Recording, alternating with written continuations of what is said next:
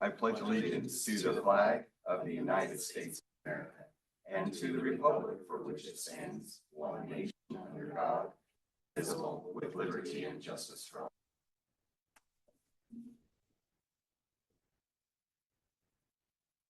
Thank you very much. 1.03 is approval of the agenda. Move to approve the agenda. Second. Motion and second on the floor. Is there any discussion? Just wanted Miss Teresa just text. She will be on her way as soon as her prior meeting is here. Perfect, thank you. And just to let the board know, I goofed because there was a request to have Battleborn Youth Challenge Academy give a presentation. I failed to add that to the agenda, so we will hear from Battleborn Youth Challenge Academy. It'll be about a 15-minute presentation during public comment. With that said, all in favor of approval of the agenda, please say aye. Aye. Any opposed? Chair votes aye as well. Motion passes. 1.04 is recognition of the 2025 ECSD STEM Teacher of the Year. And this is a non-action item. Mr. Anderson. Hello. Carlene. Right up there. Over by the thing, the microphone area. You don't have to talk, but he doesn't want to talk anyway. I gave her the opportunity to talk in front of all of Carlin combined, and she predictably declined the opportunity. Everyone, this is Carlene Goodale. You've seen and heard from Carlene before. She is a teacher out at Carlin Combined School. She is the media science teacher. She is the librarian. She is now a secondary social studies teacher. Where you've seen her when we've gone to visit Carlin for board meetings, and she also heavily involved in their robotics program and so many other things that she does there at Carlin Combined. Do you want to list more? No. Okay, she's just helping out, and that's Carlene's. That's her mantra out there. She is heavily involved in so many aspects of Carlin Combined School. So she is. Last week we got to recognize our Teacher of the Year, and we were and one of our STEM Teachers of the Year, and Carlene is our other STEM Teacher of the Year. So, in true fashion, we had to. She was busy helping in other places in the district that day, and she had to be coerced and convinced that there was an urgent need back at Carlin Combined, and she raced back and was not happy when she saw that there was an assembly occurring because she figured the jig was up. So, yeah, we're just, I've always been so impressed with Carlene. You may remember a couple of years ago, I think it was maybe 2 years ago, there was a code.org, like a $10,000 or $15,000 grant that Carlin received for that. And Carlene was instrumental in acquiring that for Carlin Combined. So she does so much. So we're really grateful for her, proud of all she's doing, and she's even pursuing another degree now to see if maybe she can, have some other opportunities at Carlin down the line as well. She's very committed to that community, and everyone loves her, and she's just so great. So we're really appreciative of Carlene and all she does, and I know she doesn't want to say anything, but it was all we could do to get her to be here because she didn't want any more attention. So I'm proud of her for showing up. But yeah, we just want to congratulate you one more time, Carlene, and thank you for coming. And we're going to clap for you, and we would like to shake your hands as well. So start there with Jeff.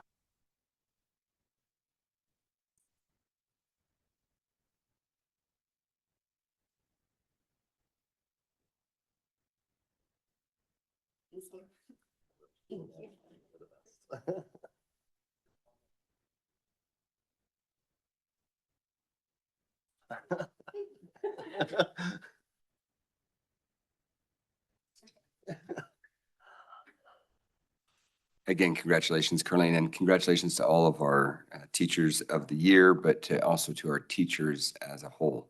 So thank you. We appreciate you coming in today. At this time, we'll go to 1.05. This is input from the public. Is there any input from the audience? All right, then we have two inputs on, or two public requests to read into the record. One of them I'm going to save until we get to item number 2.08. So I'll save that one until then. Ms. Neal, would you like to read the other? Okay. My name is Paula Taylor. I have been employed by the school district since 2008, 17 years. I started out as a sub, then became a permanent employee. I am a kitchen manager at Liberty Peak Elementary School. I have been at this school since it opened. Before that, I was at Adobe. I was notified that I will no longer have a job after next year. I was at the last school board meeting and I found it interesting that the school board members did not know that this was happening to us. As far as I know, this is a budget item. As far as I know, there are 12 school district food service employees left. All the other workers are employed by the food service company hired by the school district. I have always been told we will have our jobs until we quit or retire, then they will not hire a school district employee to replace us. Any new person hired will be an employee of the food service company. They will eventually phase us out, is what we were told all along. I had no idea we would eventually just lose our jobs. I have never, ever had a bad review. In fact, my reviews have always been great. If I would have known this was going to happen, I would have been looking for a different job right after the first outsourced food service company was hired, which was like 9 years ago. This is a slap in the face to us after putting all these years in. Now I am 53 years old and have to look for a new job. Why would we have been kept in the first place when the company was hired if this was the plan all along? I was thankful the school district did keep us, but in reality, I would rather have found something else years ago. This is unethical. I realize it does cost a lot more to keep us than the food service company hiring people for minimum wage and no benefits. The turnover of people working in the kitchen now is so constant. Many do not stay and we are always training new people. It's obvious the school district does not care about us. They care about money. Getting rid of 12 of us is probably not going to save the district's budget. I'm beginning to think the district doesn't even care about the kids either. The money is the most important. One example, the district and the food service company have us sell snacks. The kids go through the line and get their lunch, they sit down, then they can come up to the computer and buy a snack if they have money on their account for $1.50. They go sit down with their snack like a bag of Doritos or a Rice Krispie treat. The little kids, kinder, first, second, sit there for their 20 minutes of seat time, then they dump their whole tray of food in the trash can without even touching their main lunch. With these long days, these kids need protein and healthy food, and the little ones don't understand how hungry they're going to be later in the day. Not only that, many of the kids are not able to buy what their friend got because they don't have money, so they sit there and cry and don't eat their lunch either. The money made on snacks is not worth the kids' health, in my opinion, but to the district, it's obvious that the money made it more important. Please help me understand why these situations are going on and the district thinks it's okay. Is there a chance this can be looked at and reconsidered? Paula Taylor. Thank you very much. And we will discuss this at a later date or perhaps under closed session later this afternoon. But we did receive that, so we appreciate your time. Any further public comment? All right. Mr. Hanlon, we will turn it over to you. Mr. Trevor Hanlon is the lead admissions officer for Battleborn Youth Challenge Academy. And so he'll give a presentation. While this is non-action, the board may have questions that they want to address with you. And we'll go ahead and take this time to do so. Go ahead. Outstanding. Thank you for giving me the opportunity to speak. I am, as you said, Trevor Hanlon. I'm a lead admissions out at Battleborn. The purpose of me coming is giving you a brief overview so that everybody's on the same page. I don't think they've come out and presented what the program actually is. This is a National Guard sponsored program. It's in 29 different states. There are 39 different programs. The states operate differently individually. Some are charter, some are accredited high schools and work under the umbrella of the local districts. We work with the Elko County School District. We have accredited teachers on board, and it is set, the whole purpose of this program is to catch at-risk teenagers that are making mistakes both at home or academically, that could lead them to a court mandated program. That's not where we want them. I don't think anybody in this room does. It is fundamentally different than the public school system. We operate on a 1-semester term. It is 17 and a half months long. The first 5.5 months is spent as a residency, and they are with us 24/7. Now, the kids that come here, we can't fix a child. What we can do is instill new habits, maybe create a new perspective on their life choices, and give them the fundamental habits and routines to come back and be successful academically. The misconception with a lot of school boards that I've talked to is that we're taking their kids away, that we're affecting their graduation rate. In reality, we're taking these kids that are already struggling or failing, and they're not going to do anything at that point that is going to help the school district. We keep them for a semester and we return them to you with the habits, the fundamentals, the accountability, the structure to come back and be successful students, graduate, and go do something positive with their lives. The first 2 weeks of this program is called acclimation. It is, they call it quasi-military. I'm retired military. This is nowhere near boot camp, I promise. But the kids do come out. They will do push-ups. They will get directed, probably in a loud fashion.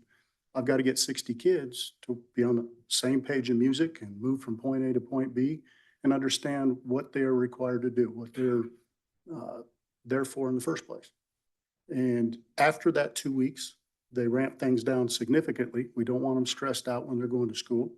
We want them to perform and figure out what it means to have the confidence and see the positive returns on actually performing academically.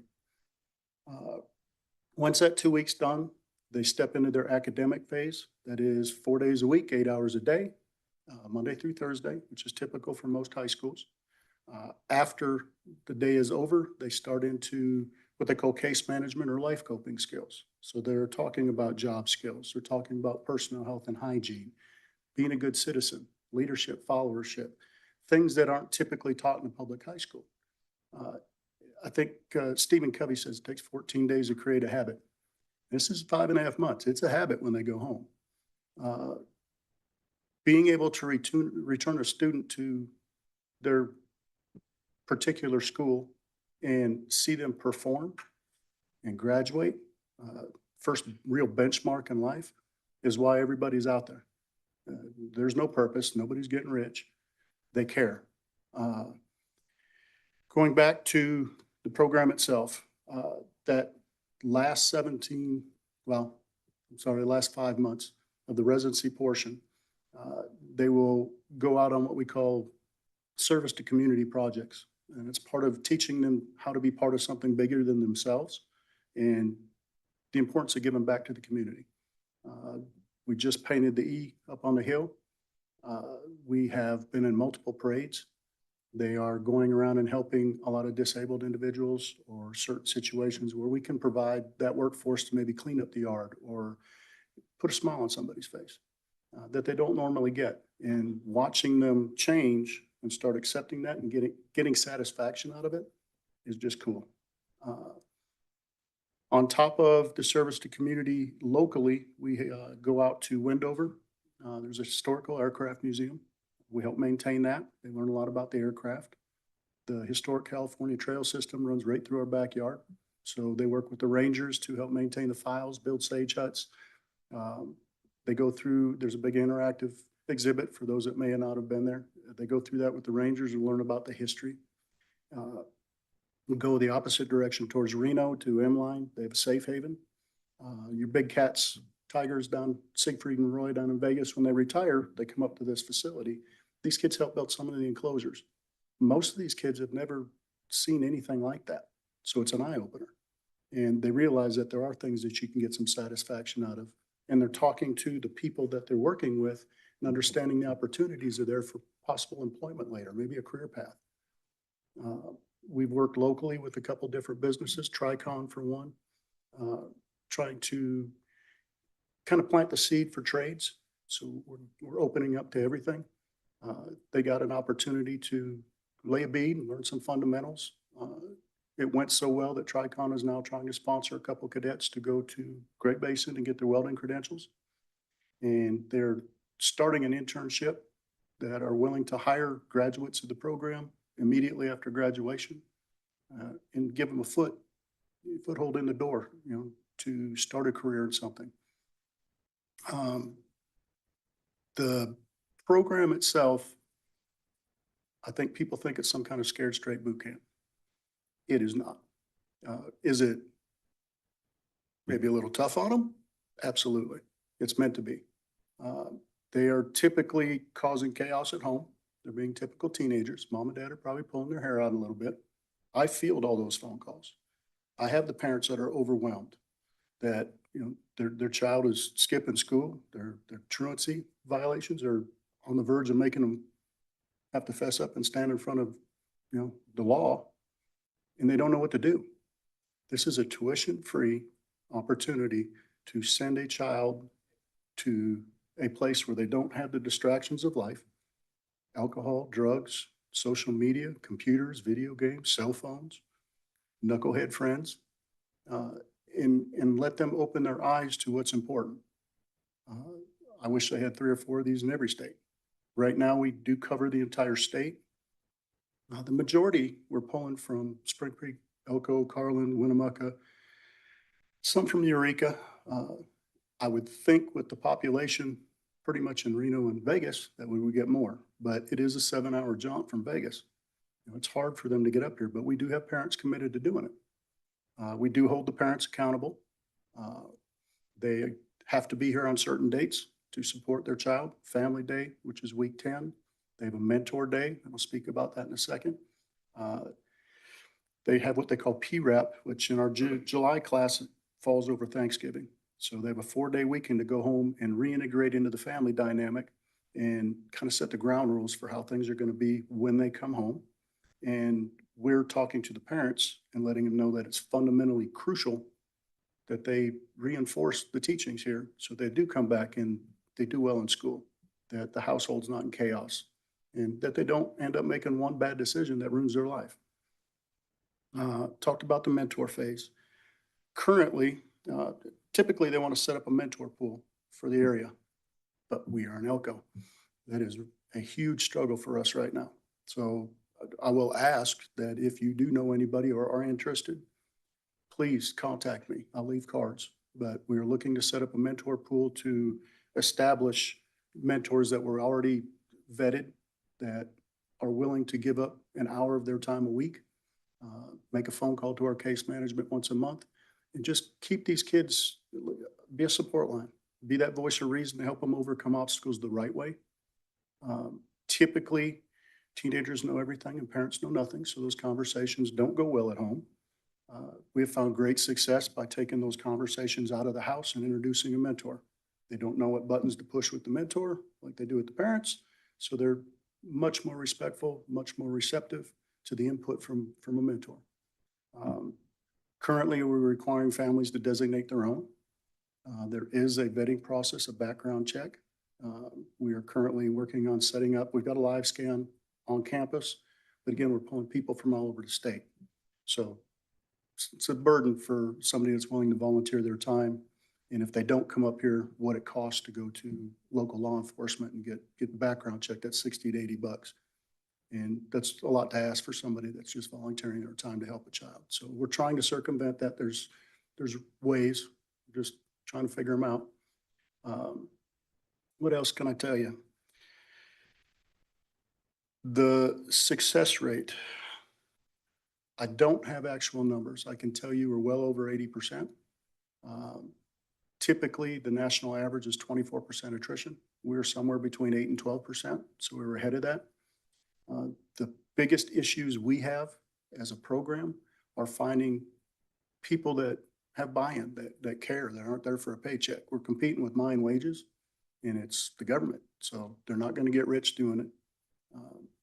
And that's a struggle. Bringing somebody in here that hasn't lived in the beauty of Elko and Spring Creek and Carlin, once they get here, if they had trees, they usually don't stay long.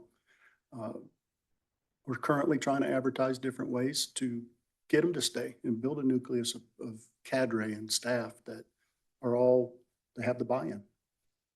I don't know that there's a lot more I can add to that.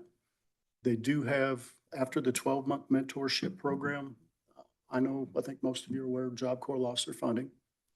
This program also has an ancillary program called Job Challenge. We operate using the California location. There are, I think, 5 across the country. But that is for students that graduate this program and perform. It is tuition free. It's dual enrollment. So they can try to get their high school diploma while they're there and accrue college credits. They have a welding program, CNA program, and they're up the street from a couple campuses. So it is a good opportunity. The difference between that and Job Corps is a great program, but there's a lack of supervision there because it's expected that they're going to handle it on their own. That's not how it works with Job Challenge. They will be fundamentally supervised the whole time they're there so that they do stay on the rails and they get what they came to get out of it. What questions do you have of me?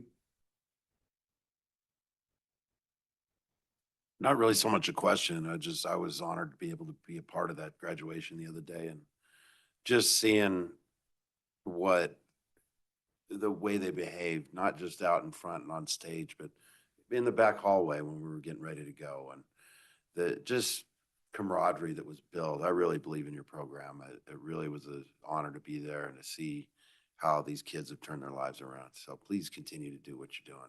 Well, thank you. Really was a highlight of my summer so far, honestly. To watch these kids on day 0, when they're angry, defiant, it is a voluntary program. That does not mean that they want to come. For those of you that are parents, you can voluntold them and get them to sign the paperwork and come up here. And typically, if they're not shackled to the roof, we're considering it voluntary.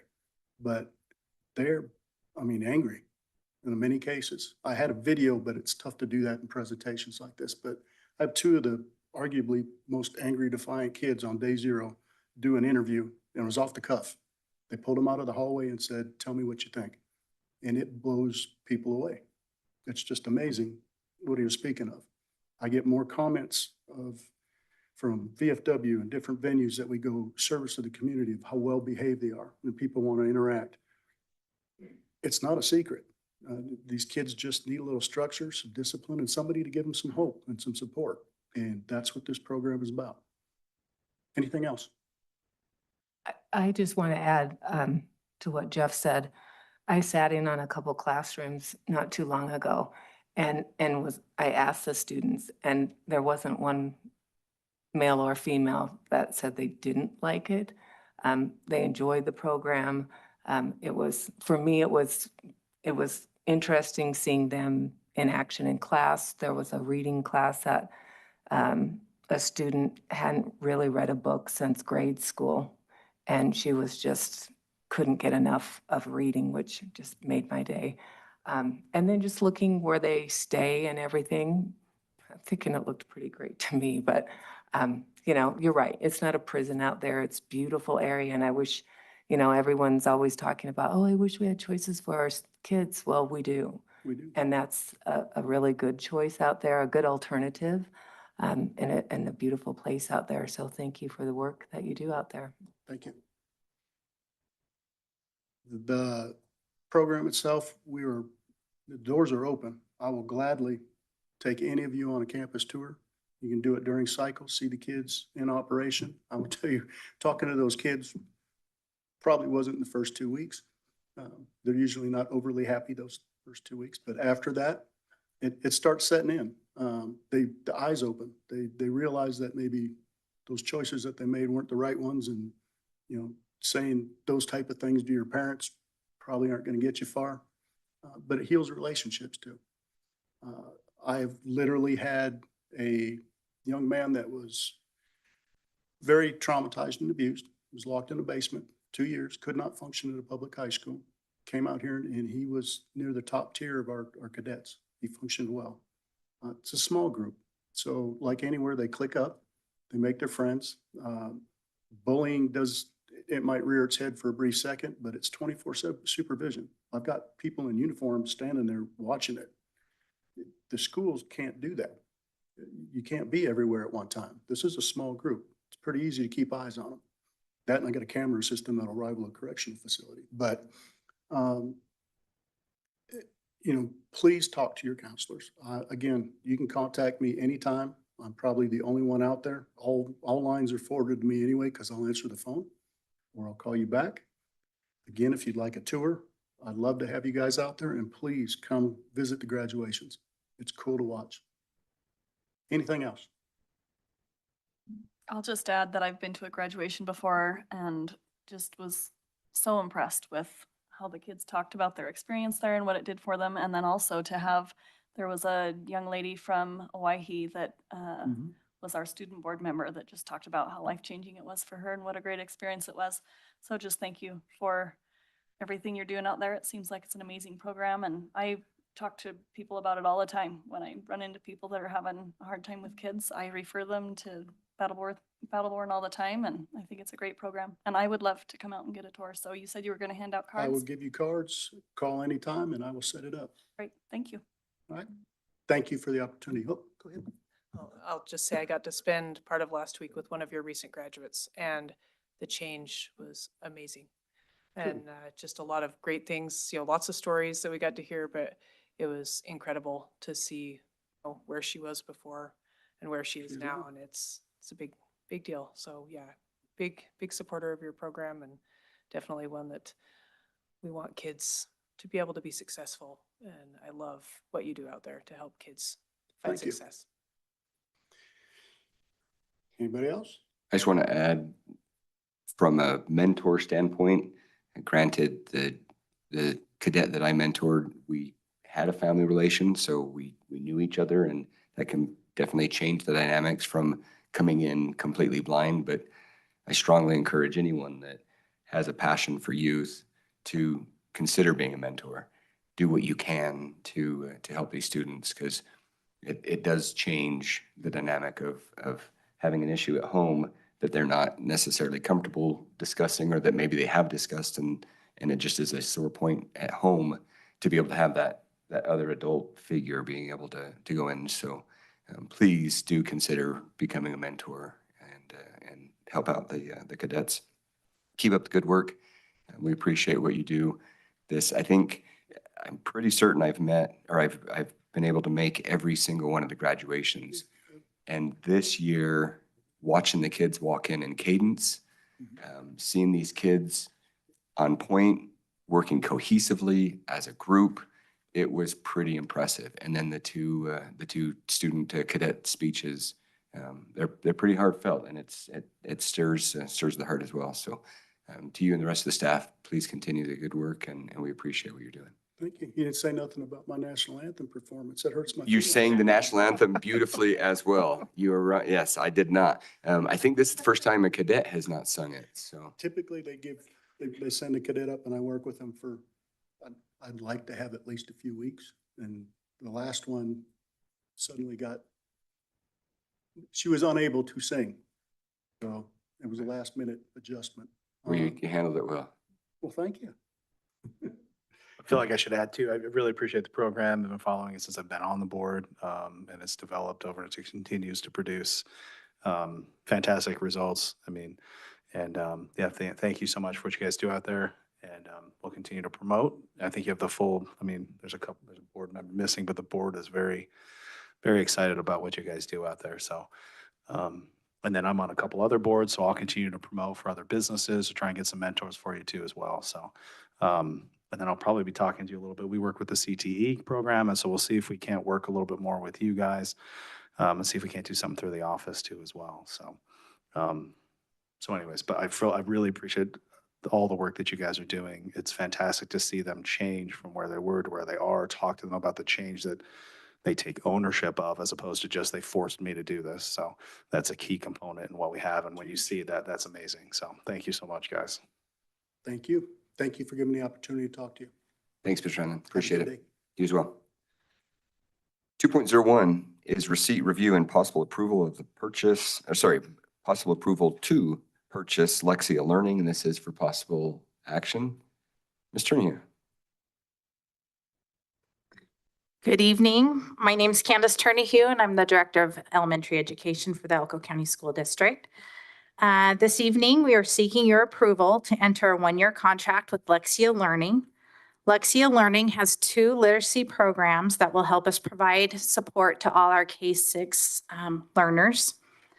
We are fortunate enough to have Kristen and Greg from Lexia Learning here tonight to give you a quick overview. And then when they're done, we have Sarah Blois here from Flagview Intermediate School, who piloted the program this spring in her classroom. So I will hand this over to Kristen and Greg. Good evening, board members. I'm Greg Hill. I'm the Senior Regional Sales Manager for Lexia Learning. Kristen is here on Zoom with us. She would be here in person. She's getting married in a couple of days, so we gave her a pass of being here with us tonight. So I just wanted to take just a second. I wanted to be here tonight to introduce ourselves. We're excited about the opportunity of potentially being a partner with Elko Public Schools. We work in the state of Nevada, throughout the country, but with other school districts close by here in the state of in Elko as well. We've worked with Lyons and Washoe. We work with Clark, White Pines, Story, and several other school districts as well right now. And so we're excited about the potential to be able to work with your school district as well.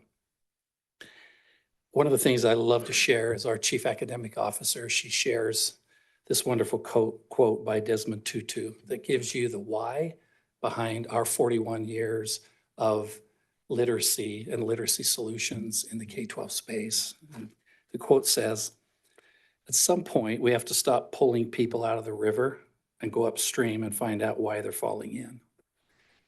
And that has been one of our tenets and one of our pillars as an organization for the past 41 years. And so we have several literacy solutions, one of which tonight is the Core 5 product that we're looking to have, and Kristen will take just a few minutes to give you a high-level view of that product, and then Sarah will also have a chance to speak to it as well. But I just wanted, if you could just look at the screen really quick, I just wanted to give you an overview of our portfolio products. On the left side is our curriculum products. So Core 5 and Lexia English and Power Up are curriculum solutions that are used in the classrooms by the teachers. And the professional learning side is Letters and Aspire. And these are professional learning products that are used to help teachers better understand the methodology around the science of reading and the implementation of that into their classrooms. Tonight, we're here just to talk to you about, on the curriculum side, Core 5, but I also wanted to make sure that you understood that we have a portfolio of literacy solutions that we do offer, and we will hopefully have ongoing conversations about how those could be helpful here in the school district as well. So Kristen, if you wanted to just come for a couple of minutes, and she was going to talk a little bit, share a couple of slides about Core 5, and then we'd like to turn the remainder of the time over to Sarah. Thank you. Absolutely. Thank you, Greg. And can you guys hear me okay? Awesome. Yes, ma'am. Thank you. Okay, so yes, Kristen Miller. I'm so glad Greg could be there in person and very excited about the opportunity to support literacy across Elko County School District. I'm going to keep this very short because this was really a grassroots project that was started from teachers across Elko County, one of those being Sarah. And so I really want to highlight her voice in today's conversation, but also give you a little bit of an idea of what we do and what this partnership might look like across Elko County School District. So when we talk about literacy, everything we do is grounded in the science of reading. And what this is a body of research that has emerged over the last 50 years. And what we've learned is that the human brain has adapted naturally to the process of learning to speak. Most babies, except those that maybe have more severe cognitive disabilities, if they are exposed to the spoken language, they will naturally learn to speak. And we kind of operated with this assumption in education that it was the same for the process of learning to read. If we expose students to text, they're going to naturally learn to read. And what we've learned is that is actually not the case, and that the human brain has not quite adapted to this process of learning to read, and that we need to provide a very systemic, explicit approach to literacy instruction in order to get our students reading on grade level. And so the ultimate goal for every child is to become that skilled reader. And so this is a theoretical model that we call Scarborough's reading rope. And what it does is really just serve as a metaphor. If you think of a rope unraveling, what are all of the pieces that a reader needs to be proficient? And on the bottom, you'll see the elements of word recognition. And this is that explicit instruction in foundational literacy, including phonological awareness, phonics, automaticity, and fluency. And then we have the top strand, and those are the elements of vocabulary, background knowledge, language structures. And so students need both. They need proficiency of every fray of this rope. And that's a big task for a teacher. So what we do through Lexia Core 5 Reading and Lexia Power Up Literacy is, first of all, provide that explicit instruction across every strand of the rope. But what we also do is empower teachers with the data and information that they need to know for each student, where might there be a fray and what can I do about it? So everything we do at Lexia keeps the teacher at the center. What we've learned through the research is the teacher is the single most determinant factor in student success. So any Lexia implementation is centered around that teacher. And there are 3 components. So this is a blended learning model. And so there is one element of students working independently in that personalized student-driven learning platform. And that's where we're addressing each element of that reading rope you just saw. Now, when students are working, everything they're doing, this is data and information that we want to collect automatically in a platform we call My Lexia, and then present to the teacher to provide targeted face-to-face small group instruction. One of our core beliefs is that assessment that doesn't drive teacher action, we're just spending more time testing kids. So we actually don't do a lot of testing. Everything that students do in the program is just presented to teachers with that 5-minute action plan that's going to very, very easily show them, where is there a fray? What do I do about it? Here's a lesson plan, and here are the students I need to pull in that small group instructional component. And so this just shows those 3 elements again. Again, this includes the student program, that personalized instruction, the My Lexia database for teachers, and then the aligned instructional resources. The idea being we identify where a student's struggling on Monday, and the teacher has the information and resources at their fingertips to provide targeted small group instruction on Tuesday. This is a brief glimpse at the scope and sequence. And so what you'll see, this is for Core 5. You see those elements of Scarborough's reading rope kind of highlighted here on the right. And when students are working in the online program, there are 21 levels. Each level is a different place around the world. So the student engagement factor within the online program is very, very high.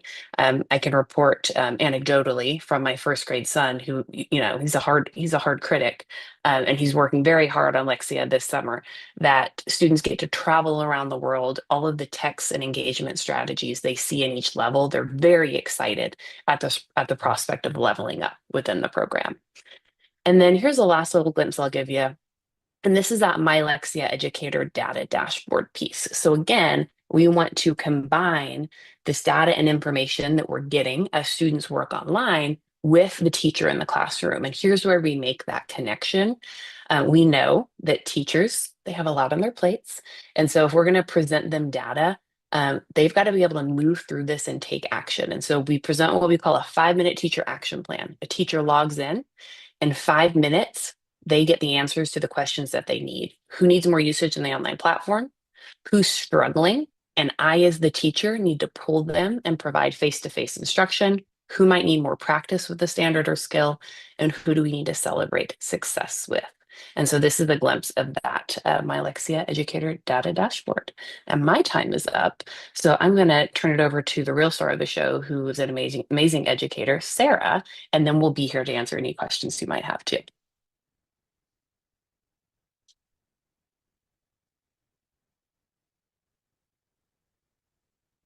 Hello. Hi, everyone. I'm Sarah Blois. I'm a 6th grade teacher at Flagview. Thank you, Kristen, for that introduction. I've been using Lexia in my classroom, and I have to say it's a program that I truly believe in. When I think of Lexia, I think of it in 3 different lenses. I think of it as the teacher lens, the student lens, and the parent lens. So as the teacher, my job is to teach the 6th grade curriculum, right? But we all know our students are not all meeting that 6th grade standard or level. So Lexia comes in and differentiates based on what your students need. So there are 3 strands in Lexia: word recognition, grammar, and comprehension. And not all students are meeting 6th grade standards in every single one of those strands. And unfortunately, I can't go back necessarily and teach 2nd grade word recognition. So Lexia comes in and kind of supplements for me, and that's kind of how I introduce this to my students as well, is you might be very high in reading comprehension, a little bit lower in word study, but when I'm teaching you 6th grade, I'm teaching you 6th grade standards. So from a teacher point of view, it's really helpful because it helps get those kids who are below grade level at grade level, hopefully by the end of the year, or even the kids who are advanced, it can help push them farther. And something I love about Lexia as well is we noticed in our 6th grade classroom, a lot of the texts that they're pulling from are actually from our curriculum. So for example, there's 11, Hatchet, etc. And they're like, oh, we read this in Study Sync, or we read this in this. So there's a lot of connections that they make. From the student point of view, and in the teacher point of view as well, if students are struggling, I automatically get alerted. So-and-so is struggling in this area, and it will present me with a lesson.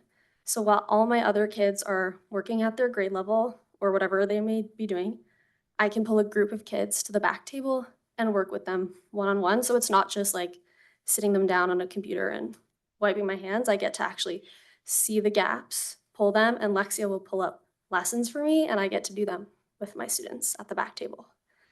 From a student lens, I can only imagine a lot of kids who might be behind might feel a bit overwhelmed, or those who might feel a bit unchallenged.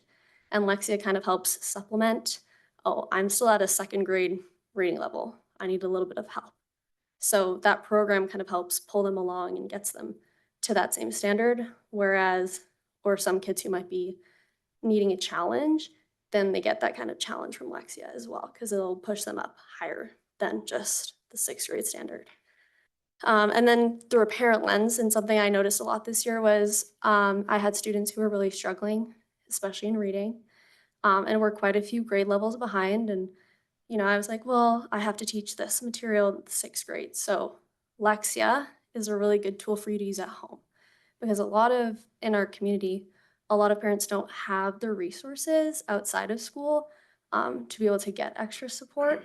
So Lexia was a really great tool, especially I found this year, where if parents could not get outside resources, students would go home and do some extra Lexia. And within that group of students I'm thinking particularly of in my classroom, a lot of them were in the red zone. Like if we look at their MAP scores, right, which is like very below grade level. And by the end of the year, they were at average, which they'd never been. It goes like red, orange, yellow, right? They'd never gotten past that red. But this year we saw with the extra support of Lexia and doing that at home, they were meeting the standards. So that was something we all celebrated as well. And even some of my kids completed their strands. So they were like done part of their program, and that was a big celebration as well in our classroom. So yeah. Any questions or anything? I know. You gonna go? Oh, sorry. You sure? I mean, I have a lot of questions, but the first one I want to. Okay. Yeah. You keep saying Alexia, and I don't mean to sound rude. I don't know is this just a support that they go on? They go home and they do some Alexia. We haven't provided any screenshots of what this is. So like, are we talking like, I don't know. All we've seen is screenshots that you've shown up here. So are you talking that they have a UI that they go on to, they log on like anything else, and it gives them things associated with whatever they've been assessed? So yes, it's an online digital program. Sorry, I should have prefaced No, maybe you're a okay. little bit more. So I know Kristen was kind of talking about core 5. I'm talking about power up, which would be like the 6th to 12th grade, because I teach 6th grade. But at Flagview, we're kind of funny. We're like 5-6 school. So we had both core 5 and power up. The programs are pretty similar, except 6th grade obviously is a little bit higher and a bit different, less gamey than the core 5 and more age appropriate. But it's an online platform where students are initially assessed in 3 strands: word study, comprehension, and grammar. And then me as a teacher, I can see exactly where they're placed. So maybe Timmy is at a 1st grade word study, a 6th grade comprehension, and a 3rd grade grammar. And I can see his progress throughout the year, and I can see exactly what he's learning throughout the program, where he might be struggling, where I might need to pull him aside and provide extra lessons. Along with also it will provide like whole class lessons, like slides, if I'm noticing. So at the beginning of the year, I like to reteach parts of speech just in general because, you know, they come back from summer and we don't know what a noun is, we forget. So with Lexia, like they have all these different lessons. Even if I'm like, oh, my students are really struggling with adverbs, I can just go into Lexia and the resources and pull up lessons. But again, there are also like mini lessons where you pull kids to the back table, and maybe Timmy and Jimmy are really struggling with adverbs, and you sit them down and you can do lessons together at the back table while the other kids are on their online learning platform that is designed for them. And then you're constantly getting feedback and flags of who's doing well and who's struggling. So, and I don't mean to, so I apologize up front if it sounds like I'm trying to diminish this at all. I'm just trying to get my brain to understand. Are we saying the Lexia is essentially like these books back here that we're doing, but it is an online program that adapts to whatever the kids are, essentially it's your lesson plan? Oh, I would not say it's like my lesson plan like that. I wouldn't say that that is what we're doing all day in ELA. It just gives you ideas for your lesson plan then? No, Or- it's like it might be like a small portion of your ELA block. Okay. So it might be like, we were using it, for example, at Flagview during our intervention block. So the students who are really struggling in ELA, we have 7 ELA teachers, and they would go to whatever class they may do, and then we would do 30 minutes of Lexia and small groups, which would be like your word study, grammar, reading comprehension, and then we would do 30 minutes of reading comprehension as a whole class and do reading. So that's just an example of our intervention block, but it's not the whole ELA program. Like I said, we do study sync, and then the kids would be like, oh, I read this in Lexia, or Okay. yeah. So Josh, if I could jump in, we have an adopted curriculum already, and that is where she said she is teaching the grade level curriculum. Lexia is what would be known as a supplementary resource to help, help close gaps where they exist within certain kids' abilities. So she still has a full curriculum that she teaches. That's what the study sync is that she's mentioning. But this is a supplementary resource to help with tier 2 and tier 3 interventions. Someone can go ahead. Let me organize these. So well, this would be logistics.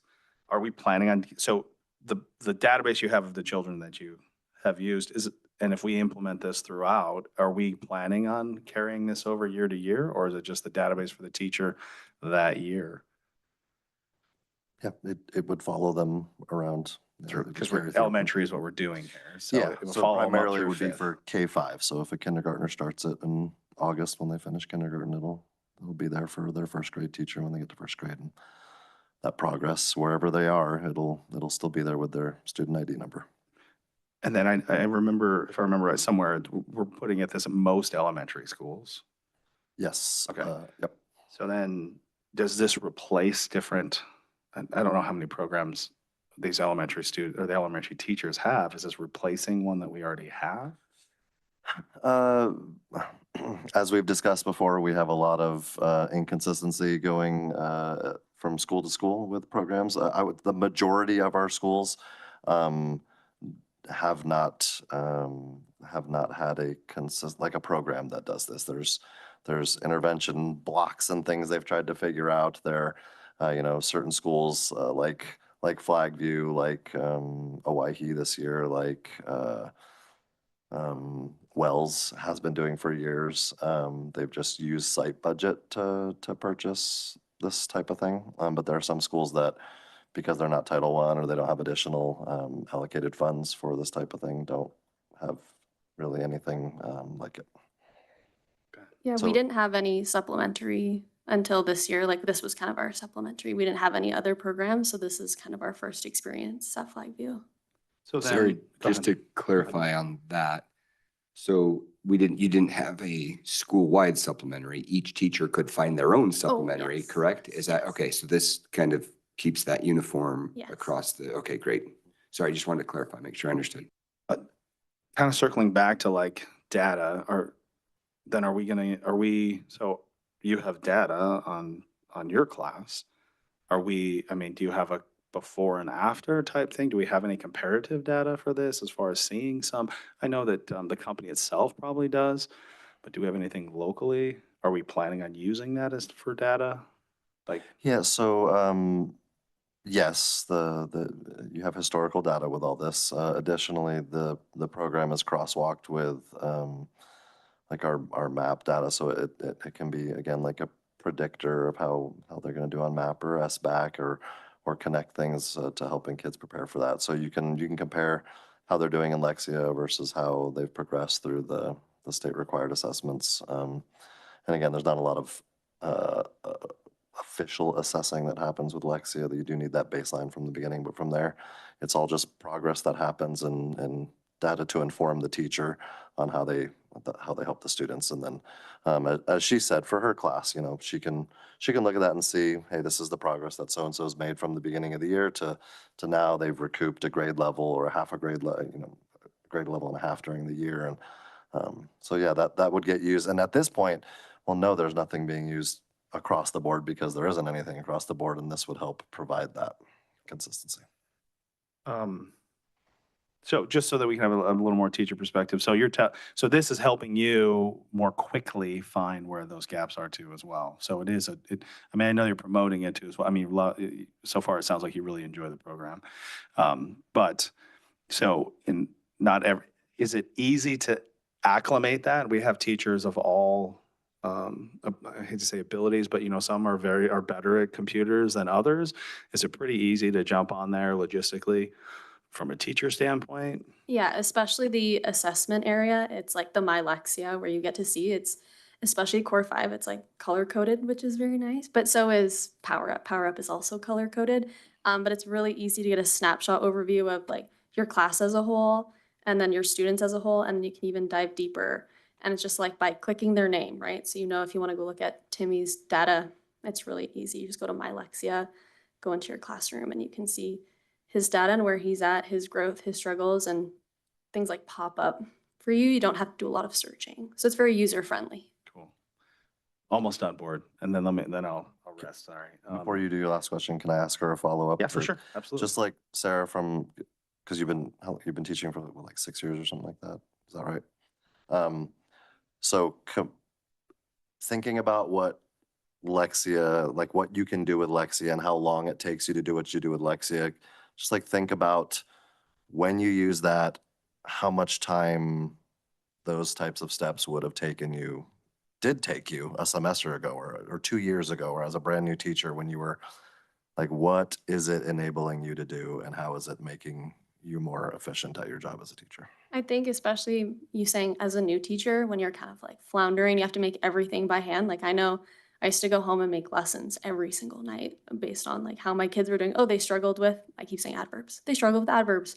I would go home and make a whole adverbs lesson that night. And then, oh, they struggled with adjectives. I would go home and make a whole adjectives lesson that night because I didn't really have resources. But this one, the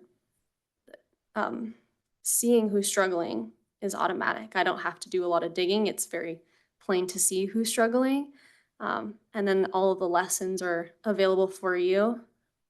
So it saves a lot of time. It's very user-friendly, and it takes a lot off of a teacher's plate. And I feel like I had a lot more space to kind of even be there and like develop relationships because I'm not going home and making all of these extra slide decks and doing all this extra work. Things are done for you, like just generated for you. And I had more time as a teacher to pull my kids aside and do lessons one-on-one and even kind of develop my skills teaching instead of rushing home and making sure I had the next lesson for the next day because this lesson didn't go as planned or whatever that may look like. So And I would say too, on like a unit test or even like a map test or SBAC test where it's kind of like a postmortem on a unit or on a semester or on a whole year, you are able to make adjustments on the fly and do that differentiation from week to week, or I mean, even a couple days to a couple days, like you're able to make those adjustments as kids need them instead of finding out 6 weeks later, oh shoot, they didn't quite get that unit. So there's the ability to make those adjustments more rapidly and in the moment. Okay, so as far as implementation, is this for the schools that we're purchasing this for? Is it gonna be something where they're implementing day one next year? And is it gonna be something, and I hate to say the word mandatory, but is it gonna be something that they're gonna have to use? Or is it like, here you go, have fun? Yeah, so the intention, you can't start day one. Day one, we need to, there's a lot of things that go on at a school. And Well, like pretty metaphorically Yeah, speaking. pretty early in the school year, we'll Yeah. get going with it. We'll get that baseline testing done, things like that have to happen, procedures and things. And then we'll get going on that probably within first 4 weeks of school, somewhere around there. Let people settle in. And then, with it being, we've talked with the administrators about it. They're all very supportive of it. I think a lot of them have talked to their teachers about it, and they know that it's something we're hoping to be able to do. And as is the case with things we purchase, the expectation is they get utilized. And so. So last question for me, hopefully, is as far as funding for this, how are we paying for this? Out of our general fund. Just general fund in and of Yep. itself. And we've talked earlier about certain programs we've pulled back on. We named one last meeting that we cut that was probably about twice the cost of this. And so trying to purposefully utilize those funds and, making cuts, but still also trying to meet the goals of our strategic plan. Along those lines, as a quick follow-up, Title I schools, is that the title I'm looking for? Is that the students that perhaps have a little bit less socioeconomic? Sure. Okay. Are there any Title I funds that are going to be used for this, or are there Title I funds that can be used for this? Unfortunately, no. There's a supplant provision with Title I funds where we cannot use Title I funds to purchase a program for a Title I school and then use our own funds to purchase for the remainder schools. It's a nuance of federal funding. You can't braid the funding that way. You have to, because what they determine that to be is that you are not willing to spend your own money on the Title I schools, but you are on the other schools. I mean, I'm on the same line of thinking as you guys, Yep. and we tried to go down that route and explore that a little bit, but no, we cannot operate with title funds that way. Thank you. Yep. Susan, sorry for taking your time. You ready? No, a lot of the questions Josh had, I had, so it all works out. I just want to go back. First, thank you for explaining how you use it. That's very helpful. When the students go home and use it with the parents, does the parents see the same thing you do of like where they're low? So how do they know what to work on? So with that being said, I can always print things out, just like how you can kind of print out map data or whatever it may be and show parents where they're at. You can do the same thing with Lexia, and it'll also highlight the areas of struggle. So for example, if a child is struggling in word study, then you would just come to an agreement with the parent that, okay, so-and-so needs 20 extra minutes a night or however many minutes a week, that however you want to divide that up throughout the week in this section, or maybe in all 3 areas of Lexia if they're really struggling. And that's kind of, so the student I was thinking about in particular was really struggling in comprehension. And so he would go home and instead of getting a tutor outside of school, that was his way of kind of getting extra help was through Lexia's reading comprehension. So just kind of keeping that line of communication open with parents too, so that they know where their child's struggling, and then you can kind of guide them into where they need extra help. And so they would go into that login and pick reading comprehension? And then, so it's not difficult for parents to move around in? No, and then I mean, I'm also operating through like a sixth grader lens, and sixth graders are really, they understand technology very well, so Yeah. it wasn't an issue. But even I can imagine a kindergarten or first grade classroom, you log in through Clever, if you guys are familiar. And so it's really just like Clever, blue Lexia button, and then you'll see like the 3 areas. So there isn't like a bunch of places to click or struggle through. Okay. I guess a few of my concerns, one, of course, was money. And I was thinking, it's advertised as being so successful, so if it isn't in areas, do we get a discount later at the end? Haha. It's a thought, it's like, doesn't hurt to ask. And then probably this question probably isn't for you. But how many teachers were supportive? Like, I know the admin's on board, but did they have a conversation with their teachers, or is this going to be something that will be a surprise next fall? Like, hey, look what we're going to do. I don't know the answer to that. I haven't Okay. asked the admin how many teachers said they were excited or not. Okay. And then like, sorry, I can't think of the right term. Like our reading strategists. Literacy that's not the strategists, right- yeah. Mhm. So they'll be using this, or some of them already have used it?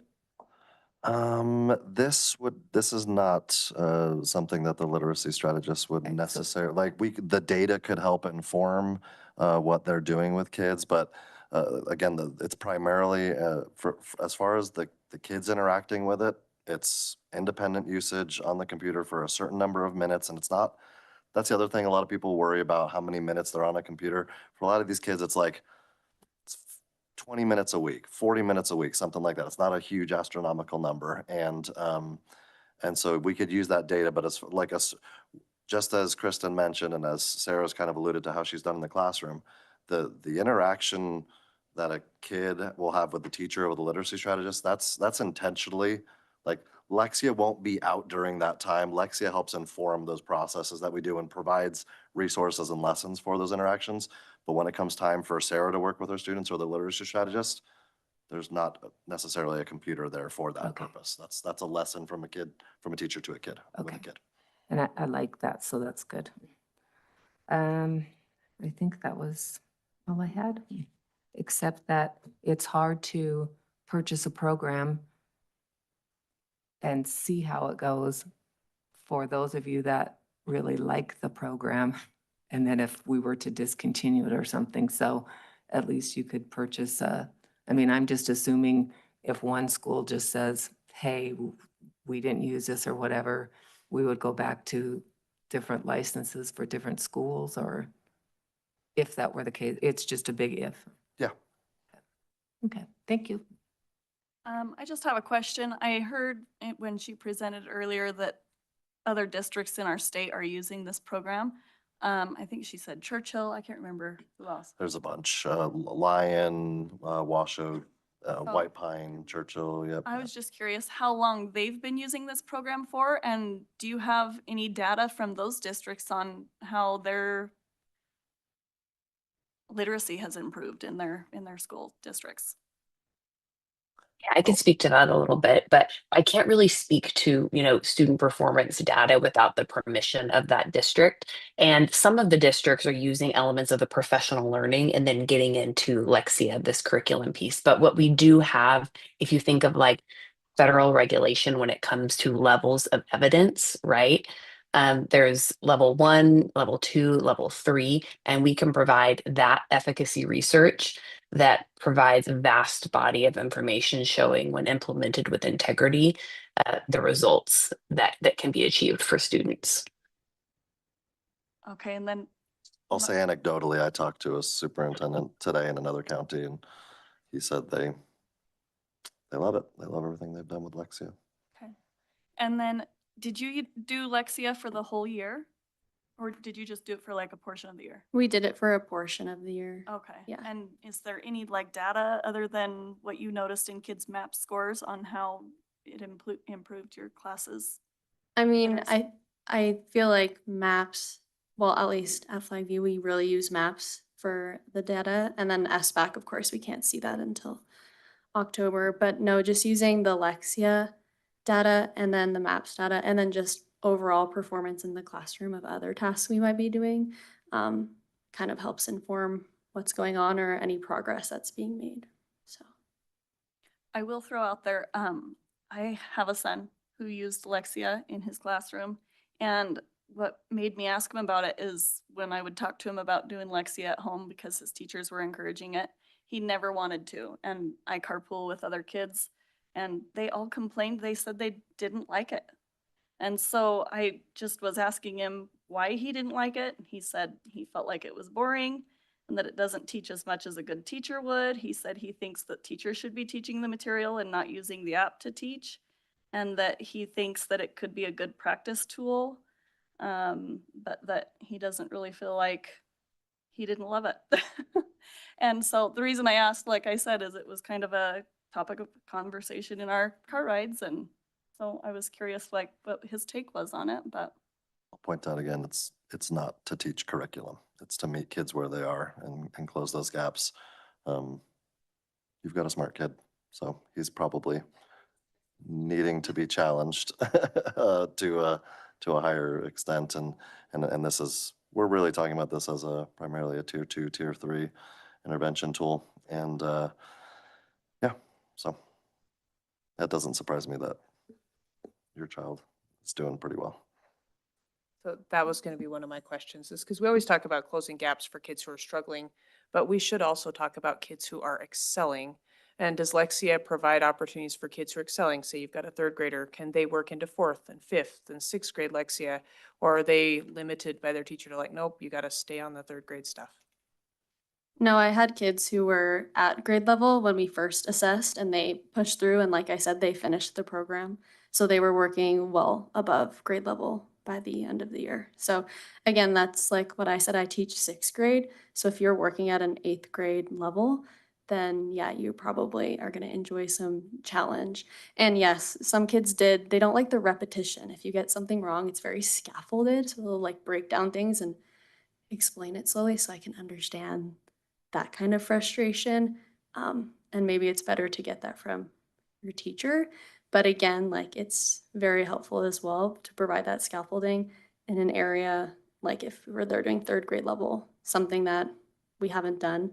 Like I saw a lot of struggle in word study, and a lot of them were performing at like first, second grade level for word study.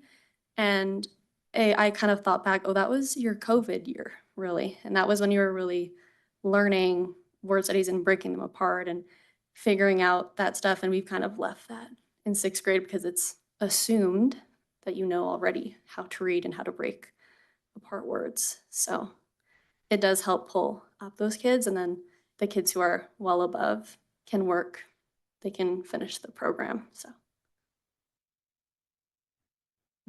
I'll just say I appreciate programs that provide teachers instant feedback so that you have information right away. I hate SBACs for that reason. They are not helpful to anybody except legislators, and that's annoying to me because we want to help kids. That's what we want, and we want teachers to have tools. So I appreciate a program that gives you instant feedback.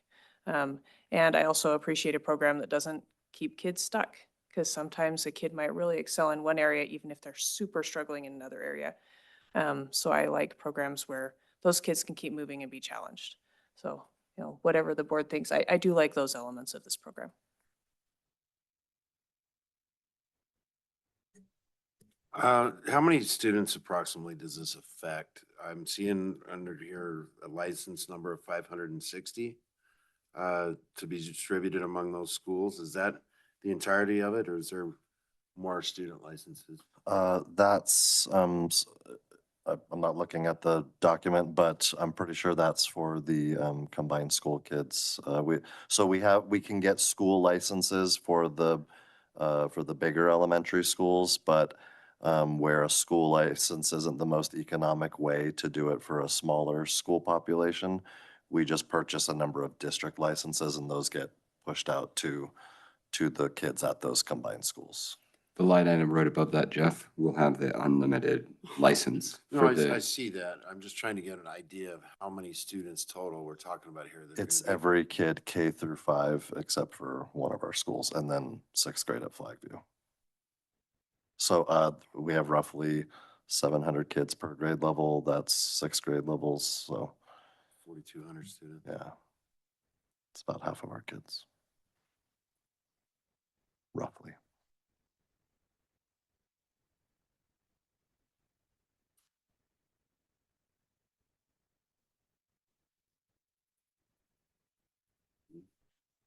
All right, I had kind of the same questions as a couple of the other board members, is what are the measurable outcomes so far on this and how long it's been implemented?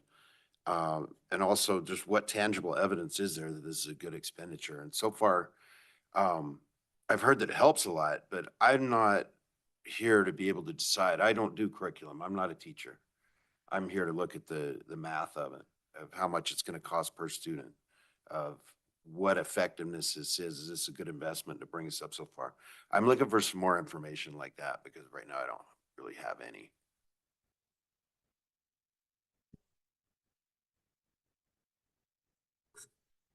Anything else from the rest of the board? Okay, I'm gonna jump in here and not, but echoing what Jeff said, not being an educator and definitely not being into curriculum and being an expert matter by any means. Shortly after being appointed to the board, someone had told me to listen to a podcast, the first podcast I'd ever listened to, and it was Sold a Story about the science of reading and Marie Clay. Obviously, there are very differing opinions there, and I don't want to get into the controversy of that or not. But one of the things that I really was frustrated with that, and I actually saw it in my own son once I recognized what was happening there, he overcame the challenges that he was seeing, but how much of this is conceptual learning and filling in the blanks versus actually knowing what the word is and not just guessing at it used as context. Does that make sense? Can you answer a little bit to that? So do you mean like there used to be the strategy where you would like guess the word based on like a picture or whatever? Is that what you're referring to? Yes. Yeah, so from what I can see right from the student's perspective, that's not the case. It's very much like when we think about word study, like how to break apart a word in order to read it. And then when I think about reading comprehension, it's how to understand what word to use and what context. So I know, for example, studies think we do fluency tests. And one way to do the fluency test is to kind of time the kids and they have to circle which word goes like in the text based on context. And then I see Lexia that's also doing something similar. So I can see a lot of parallels between the curriculum that we've purchased as a district and that we're using in the classroom along with this program, but it's more scaffolded, like as opposed to, like I said, teaching to a 6th grade level. It'll be, okay, very similar strategies, but at a 3rd grade level, that is appropriate for where that student might be. I don't know if that helped, but. A little bit, yes, and I appreciate your take on that. And when Ms. Miller was presenting, I saw that one of the categories on the second part of the braid, the rope, The reading rope? was, I think phonetical was in there. Mhm, And so, Warner. again, I'm not a curriculum expert. I just know, there are things where phonics works. So Yeah, and even that reading rope, so it's funny that she brings that up. In my professional learning I did through NNR PDP, we did some extra professional learning, and we talked a lot about Scarborough's reading rope in general. So then seeing Kristen present it, knowing, oh, well, they use this also embedded into their program, and they use the science of reading to back that up, kind of is like, oh, so this is exactly what I'm being taught to do in the classroom, delivered through a program. great, thank you. The other question that I had was similar to what had already been asked in regards to students being able to use it from home. And you had indicated that, yes, the parents can go through it, but at your grade level, the kids are probably showing the parents how to do it. It seems that the kids aren't getting the support from the home life, regardless of, why, 2 jobs or whatever it may be. So in your experience, did you see that kids were more inclined to do it at home, even if they didn't have support at home? Obviously, there's a self-discipline concept, and I get that. However, if something's engaging, kids are more likely to do it on their own without being forced to do it. With the smaller classes the smaller number of students that you had, did you notice anything on that anecdotally? So, when I think about the kids who were taking it home, it was a lot of kids who either had support from parents or were self-motivated and enjoyed the program. There are kids who do not enjoy the program, like I said. They don't like that repetition and it being like a noun is, and it'll like kind of take you through different levels if you're really struggling, which can be annoying. But I did have quite a few kids who loved Lexia and they loved moving forward and I completed this level or whatever that may be. And you get little certificates, which we print out on like fun colored paper, and they love getting their name called at the end of the week or whatever. So I think that question is a little bit difficult because it is, parent support is so integral and important. And, sending home a Chromebook with a kid can only get you so far. It's, do they get on the Chromebook? That's up to them or the parent. Thank you. I appreciate it. Any other comments or questions from Ms. Boyce from the board? I know we're going to implement this. It's going to be big across the district if we approve this. But as part of it, are we going to track or try and see some sort of numerical data point? Are we saying, hey, we're doing this and we're trying to, or are we just like, hey, we got a gap, so we should just fill it? We haven't established a goal that we expect to see. We have goals set already for our district, and this is to help us meet those goals. We have not established a goal beyond the ones we've already set that we are currently falling short of due to the lack of resources we have in our classrooms. In my very blunt opinion, if this gets voted down, we are not providing our teachers with the resources they need to be successful when it comes to literacy. Now, see, that's something I was looking for. That's somebody to step up and say, we need this. Because so far, like I say, no disrespect or anything, but I'm not an educator. You can show me all the metrics and all, but I need the pro to tell me we need this. And that's what you're telling us. Yeah, sorry, Jeff. I put it on the agenda because I believe that this is, well, I requested it be put on the agenda, I should say, because I believe this is a product we absolutely need. Is Lexia the only possible thing that could get us to where we want to be? No, I think there's probably other avenues, but I know this one and I believe in this one. I mentioned earlier, I kind of alluded to tier 2 and tier 3 interventions. We don't have that consistently going on in our district. There's something called MTSS, which stands for multi-tiered systems of support. And we have a lot of tier 1 instruction, and you all have been great at supporting our adoption of tier 1 resources. That's what our curriculum adoptions are. Those are all considered tier 1. Tier 1 means everybody gets it. And as you go to tier 2, that's where a little more interventions needed, and tier 3 would be your most intense interventions. And so where we are lacking, if I can just, again, be very direct, where we're lacking is in those availabilities of tier 2 and tier 3 resources. And so I believe that with our intervention strategists that we have, or our literacy strategists, sorry, use the wrong term. They are an example of a tier 2 resource, but we can only go so far with what we have at the moment. So the data is promising. Kristen referenced the ESSA evidence. She mentioned in federal evidence levels, there's ESSA evidences, and Lexia provides very high ESSA evidence, as it's called, which means that there's a strong correlation.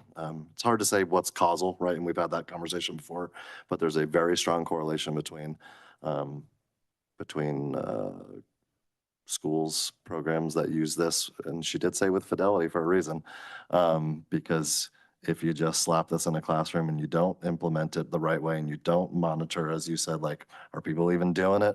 Yeah, like that, it's not going to produce the results if you're not doing it the right way. And so Sarah is a shining example of what can happen when it does get used the right way. And she doesn't have the numbers in front of us right now. We didn't ask her to bring the numbers, and maybe that's my fault. But I've seen the progress levels that her kids made in just one semester. And she's being modest about how well they've done. Her kids have done phenomenally well, more than you would expect to see in a semester of a program she just picked up this year. So I really do believe that it's essential. Thank you. Yep. I think it's an important, like, I know we all know this, but just a reminder that nothing can, like, we always need good teachers. And so, but you need tools to supplement what you need to teach. Sure. But we can't forget that fact that a good teacher is what we need to start with. So, Mr. President, if you don't mind, I'd like to make a motion. Go ahead. I'd like to make a motion to approve the purchase of Lexia. It seems as though it's very well supported, and and so I'd just like to make that motion. All right, there's a motion on the floor with a second. Further discussion? Yep. I'd just like to say, I agree. I think we need to make sure that we're providing teachers with the tools that they need to teach our kids. From hearing my son's perspective on it, I'm sure that's not every student in the class, their perspective on it, but I think that we definitely should revisit this in a year and just see what the data is saying.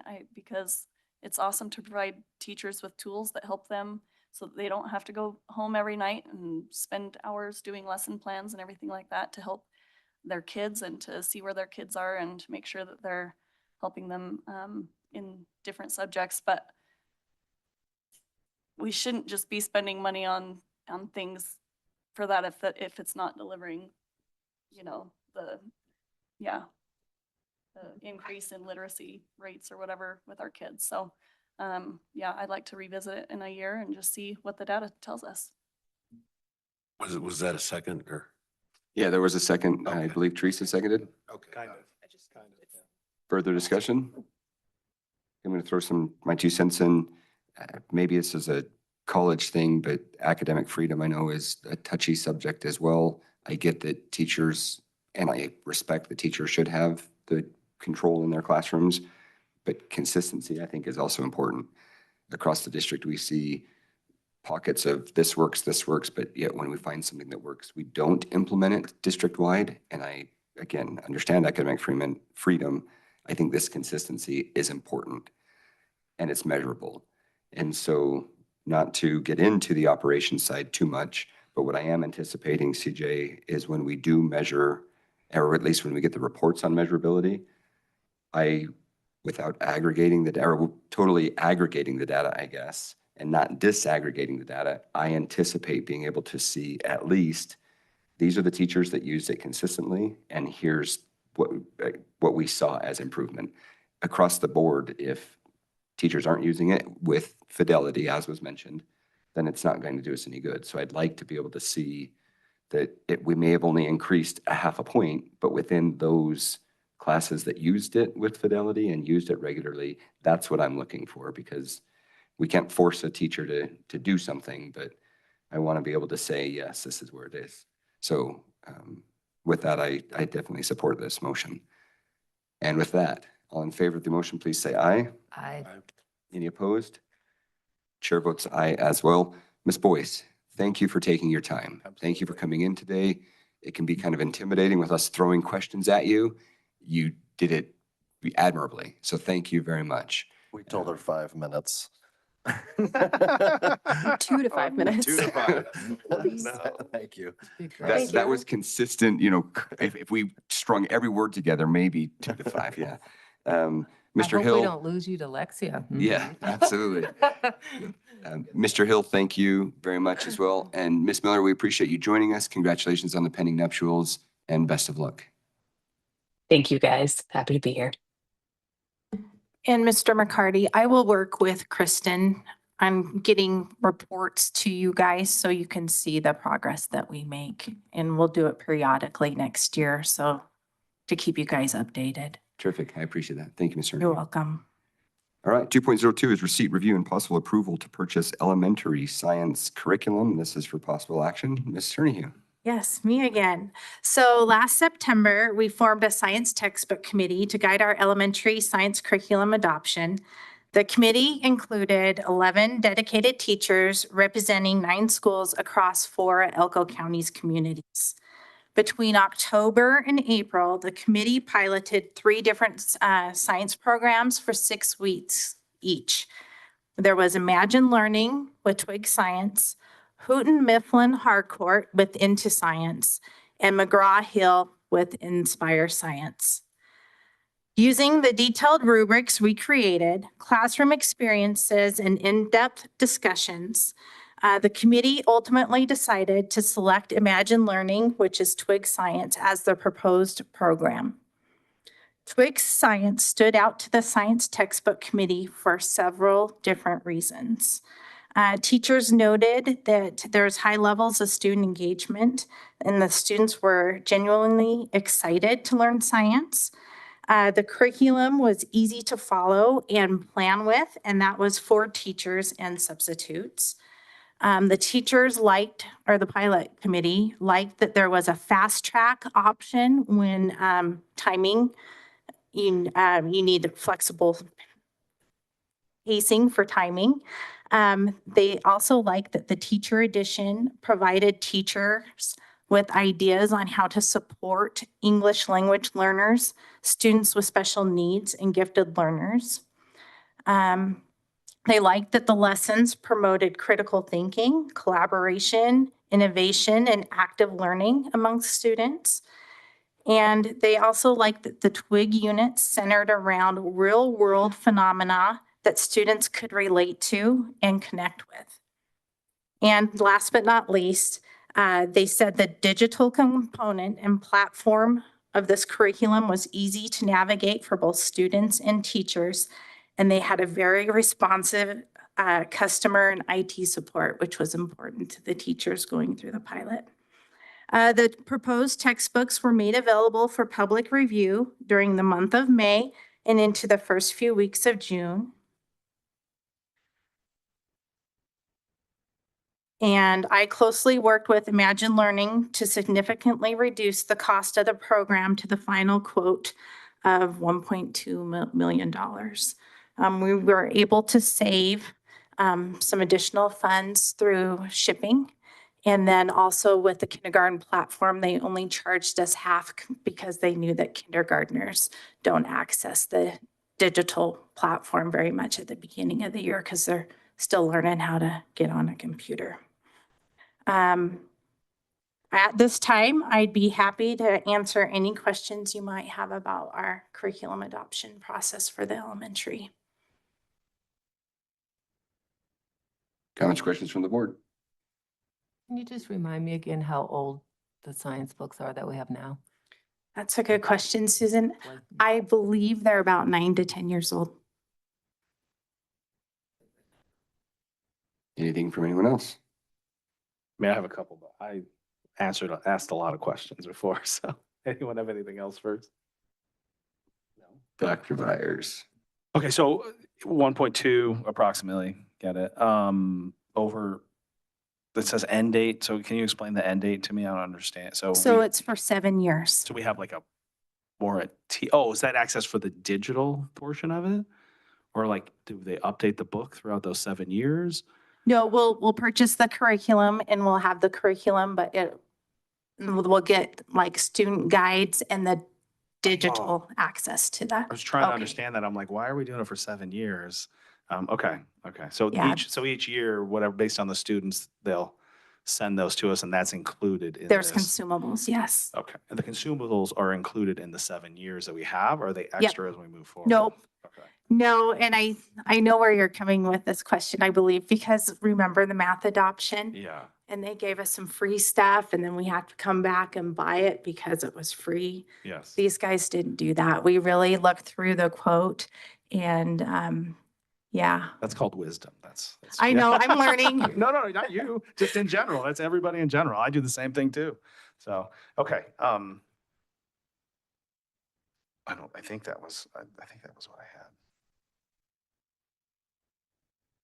Anything further from the board?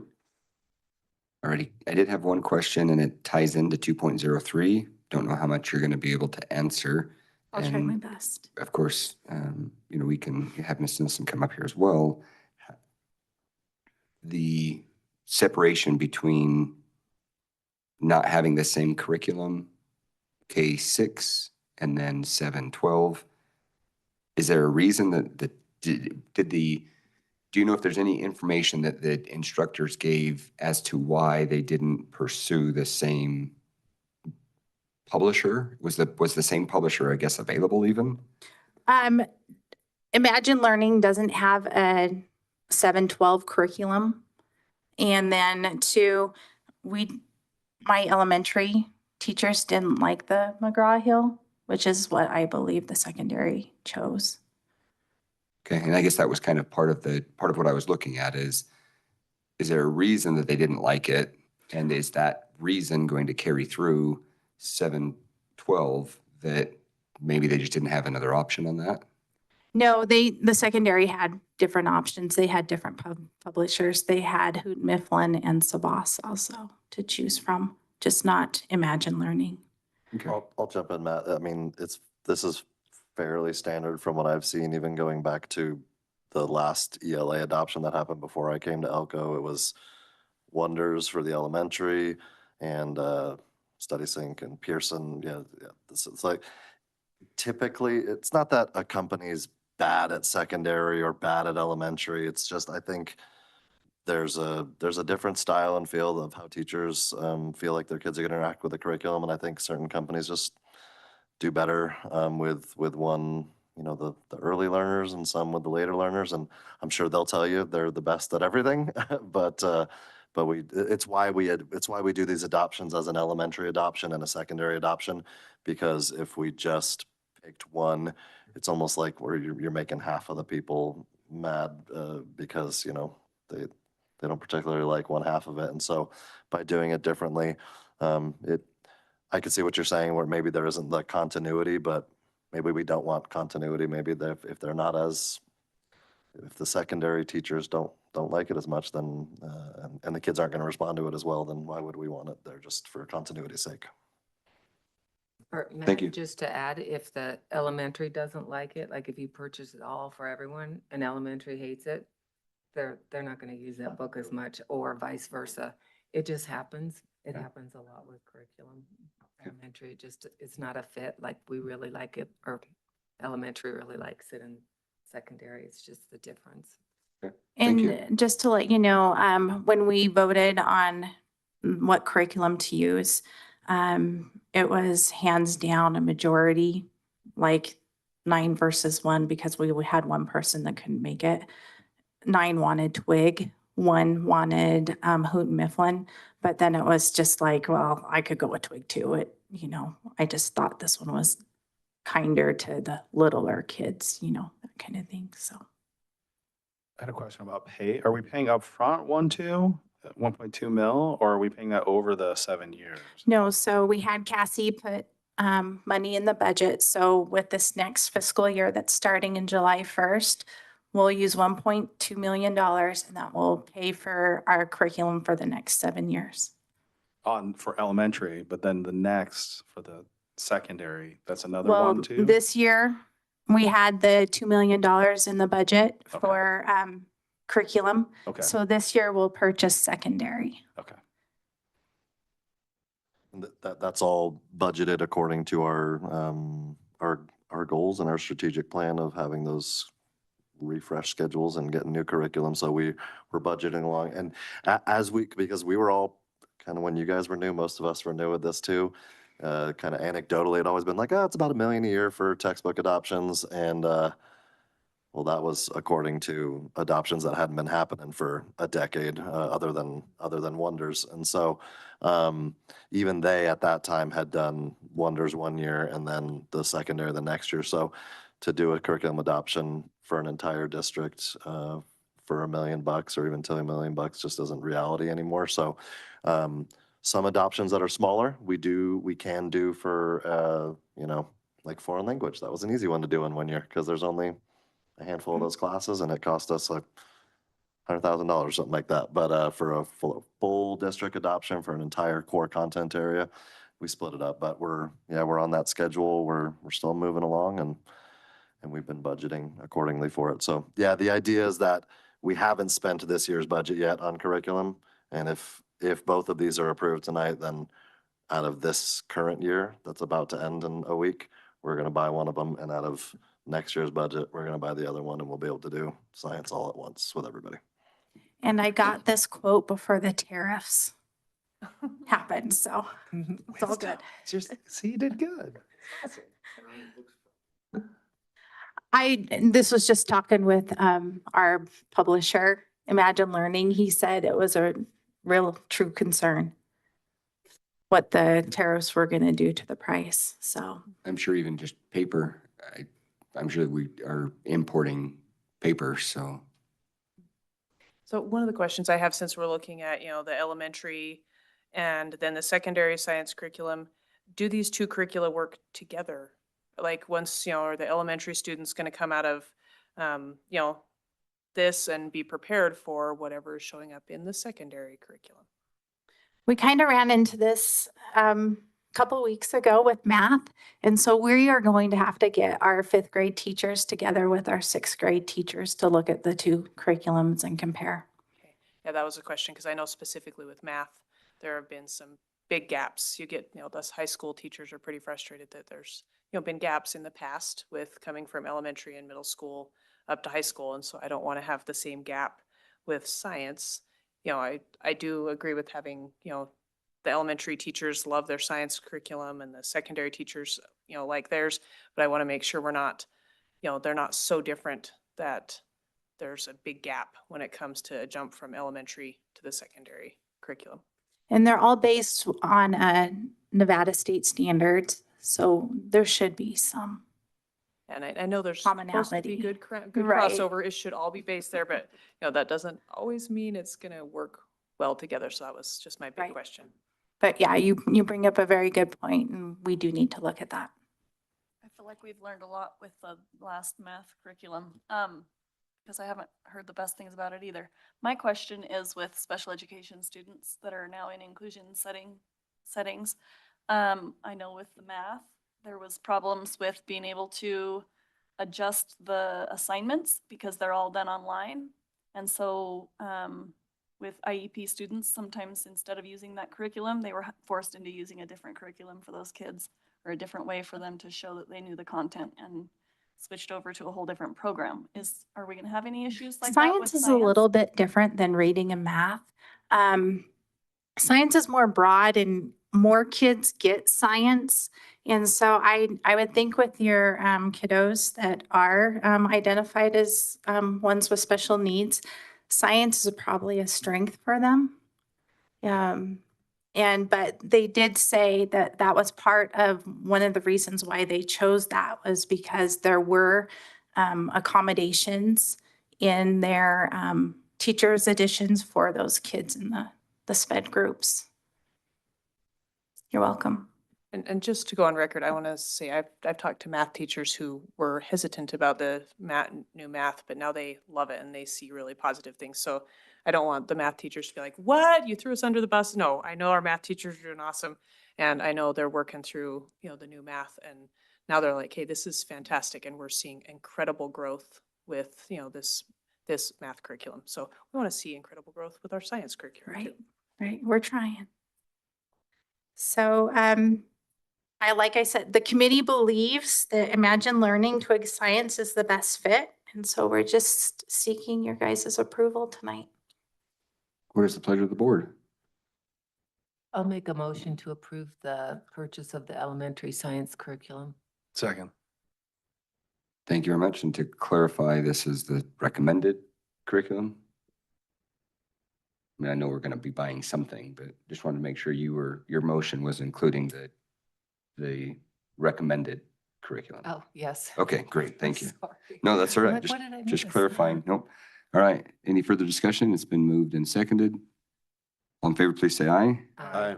Any opposed? Chair votes aye as well. Motion passes. Thank you very much, Ms. Turnahue. Thank you. 2.03 is receipt, review, and possible approval to purchase secondary science curriculum. This is also for possible action. Ms. Nielsen. Good evening, everybody. I'm Emily Nielsen, the Director of Secondary Education, and I wish I had more in-depth background like Candace did in giving you specifics of what the teachers just loved about the McGraw-Hill curriculum, but I was not a part of that process. I did talk to my own teachers at Adobe Middle School, and they were very much in favor of this curriculum. I do know I talked to Mr. Allen quite a bit about it before I took over for him. We discussed this, and it's rare for secondary folks to all agree with one another.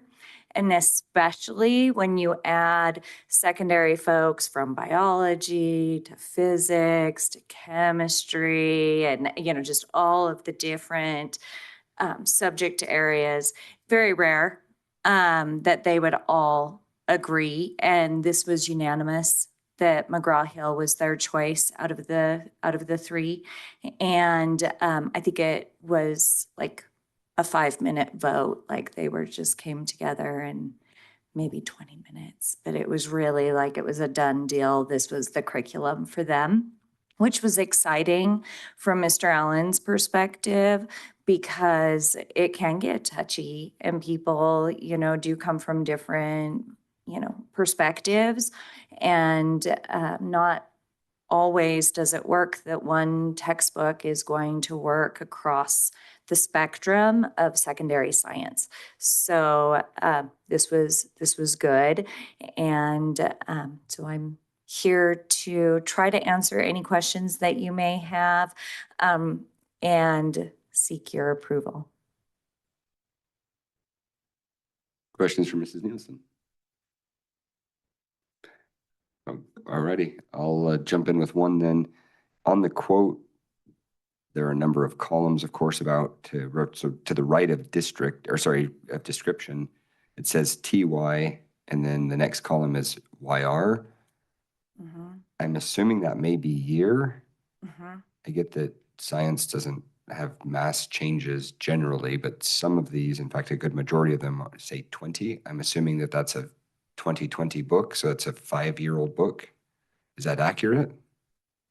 So let me take a look at that and get back to you on that. I know that these are the most updated books that they have, but they don't always have brand new, like it's not, you don't always want a book that would be their 25. first edition. So I don't know if. I mean, E still equals MC squared, So- right? Yeah, I'll jump in on this. Yeah, I read it too, so yeah, go for it. Yeah, as a reminder, I'm not going to talk about the content of the books, but I'll say as a reminder, the way this process works is the state has a list of approved ones that we can choose from.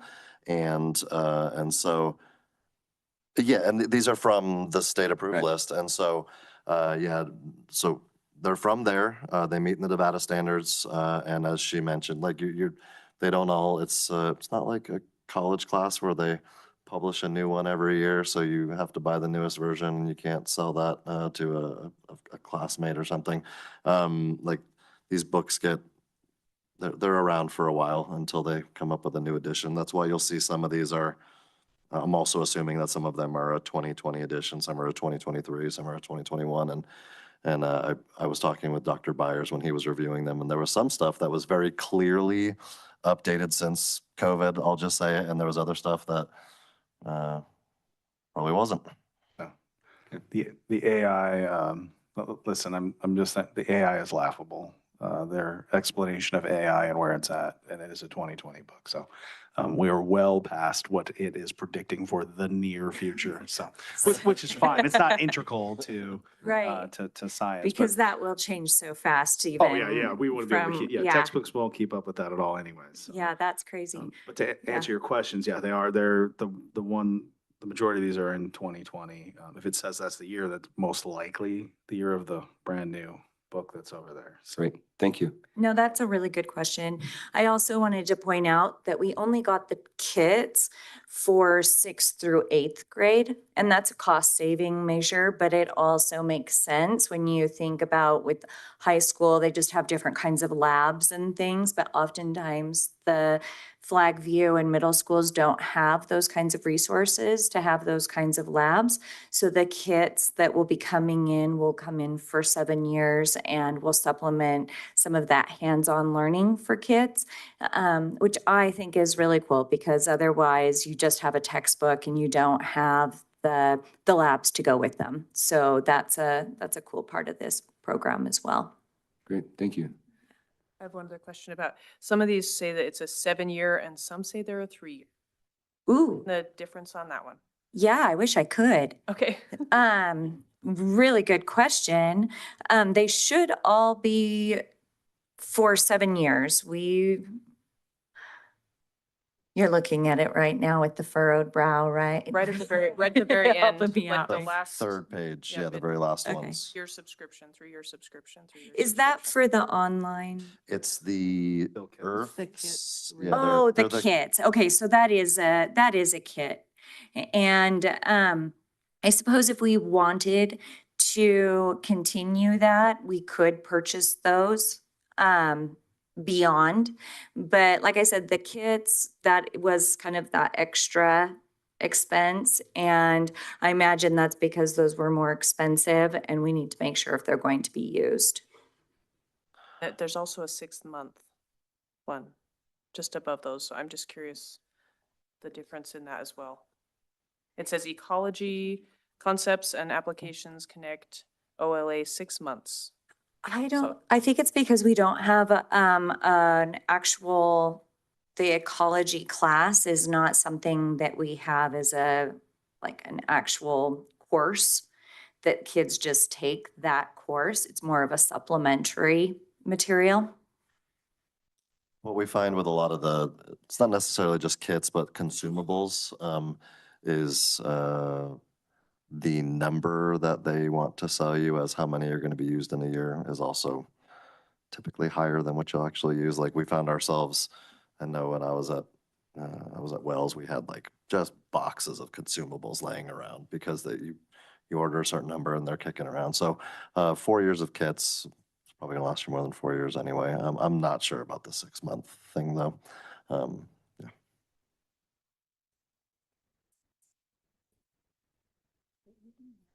We were kind of discussing whether or not, because it's a semester course, it isn't like a biology course or, I mean, it is kind of more of a supplementary course. And I can certainly look into that further if you'd like me to. I just had comments. We will, and I can give you just an update on those last, looks like 3, 4, lines. 5 lines. Yeah, I'll get an answer for you on that. Yeah, and I will be meeting with Colleen. She's my point person to run training before school starts with the science teachers. So I can ask her these questions as well. Thank you. Additional comments or questions?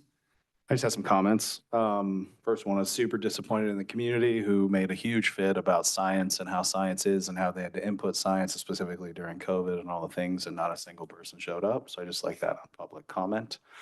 I did read through the book. There are, just like everything, there are things that aren't necessary, I don't necessarily care for, but not that has any weight other than my personal, but that's with all books. So I'm sure there's things. So, and yeah, you already made the comment on age, but as Mr. Anderson had said, we have to work with what the state gives us. And so there's all that. So, I still think it's a good book and it's a good step in the right direction, even if AI is way ahead of what they're talking about. So, anyways, I just wanted to make sure that the comments were made. I'll throw one more thing in there. I talked about the process that the state, you have your approved list. One of the new items on the state accountability system and the governor's ACing accountability is very specifically if like to what percent or what extent are you implementing state-approved tier one resources? And so, and again, this is a tier one because it's the textbook that every kid in that class will get. And until we're doing that, we will always fail that metric. Whether you care or not about the state's metrics, I have my opinions about that, but that's a pretty brand new thing in the acing accountability system is how we're doing in that regard. And we were well ahead of the curve on that as far as the last few years, because we already made a commitment to do that and to and adopt current tier one resources. So I like that we're on that path already, but from an accountability standpoint, we are theoretically supposed to be doing that as well. Thank you. What is the pleasure of the board? I checked it out and Pluto is listed as an other object orbiting the sun, not a planet. So I'd like to go ahead and make a motion that we approve to purchase the recommended secondary science curriculum. Second. All right, there's a motion and second. Further discussion? Thank you to our two board members, or maybe others looked at it, but I know that now there are two that have said they've cracked the binding of the book. So we appreciate you looking at it. Apparently the only two that were not instructors. Page 250. Susan checked 250, it there you out go. too All as right. well. Okay, with that, all in favor, please say aye. Aye. Any opposed? Chair votes aye as well. Motion passes. Thank you very much. Thank you. I feel like I should say it's page 640 is where the AI is.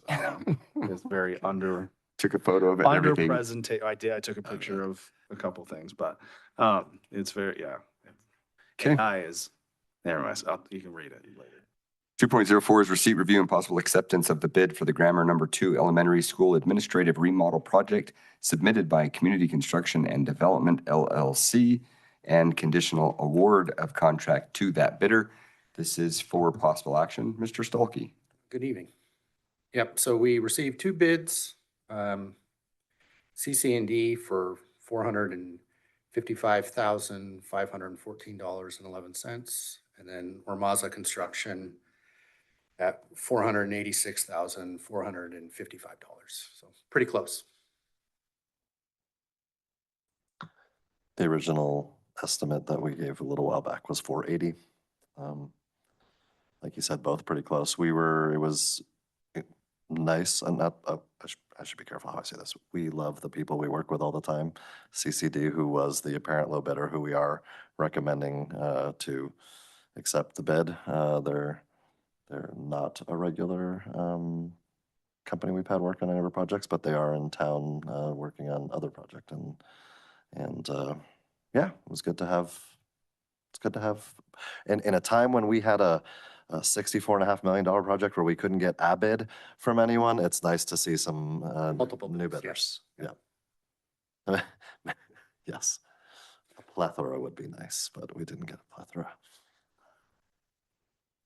Did they happen to say when, well, you couldn't, sorry, silly question, forget I even said that. I answered my own question. Okay. Good job. Thanks. We don't even know what your question was and you answered it. That's incredible. I answered it. Further discussion or comments? What is the pleasure of the board? I move to approve. Here you go. Yeah, give me that thing. I moved that the board accept the best bid for Grammar Number 2 Elementary School Administrative Remodel Project submitted by CCD and conditionally award the contract to the bidder, subject to the timely submission to the district legal counsel of all documents required by the instructions to bidders, including the signed contract, proof of required insurance, issued performance bond, and issued payment bond. Second. Motion and a second. Further discussion or comments? As I've mentioned multiple times, the motion that he just read off is provided by us to us by legal because of Nevada, politics. So with that said, all in favor, please say aye. Aye. Any opposed? Chair vote, one nay? Yep. Chair votes aye. Motion passes. Thank you very much to CCD. And we appreciate your work on this as well, Mr. Stolke. And I'd just like to speak to my vote. I just feel like $455,000 could have been spent in different places in the district. I know, and this is a very important issue, student safety. I feel that we could have possibly looked more into fencing to help that issue, a corridor to keep adults separate from students, because I know that there are other things that need to be done across the district to address safety concerns, hardening entrances and other things. And I feel like we could have spent all of that money to help make every school in our district safer. And so that is why I voted no. Thank you. 2.05 is receipt, review, and possible approval of a vehicle surplus sale. This is for possible action. I move to approve a vehicle surplus sale. Second. Couple of seconds. Any discussion? All in favor, please say aye. Aye. Any opposed? Chair votes aye as well. Motion passes. 2.06, receipt, review, and possible approval of resolutions to augment the budget of the general fund for the 2024-2025 school district budget for possible action. Good Ms. evening. Stalkey. How are you? Well, thank you. How are you? Good, thanks. So this augment, I've just increased our revenues by about 396,000. One thing that you will see is our expenditures did increase, so we did pull from contingency. One thing that I was unaware of since it was my first year is that I was not able to pull from ending fund balance unless it was a capital improvement project. So we had to use that contingency to keep our ending fund balance at the 11% where it's at. So if you have any questions. You said that you increased our income by 396,000. Can you do that daily? Just income, increase our income. Keep doing it. It's just based on estimates of what's Oh, coming in. okay. All So- right. I was hoping you know, yeah, Yeah. you found money. Great. Keep No, finding it. just What do we need to increasing do from to the help support that previous date? budget that was released. That's right. That's right. All right. Thank you. Comments or questions for Ms. Stalkey? All right. What is the pleasure of the board?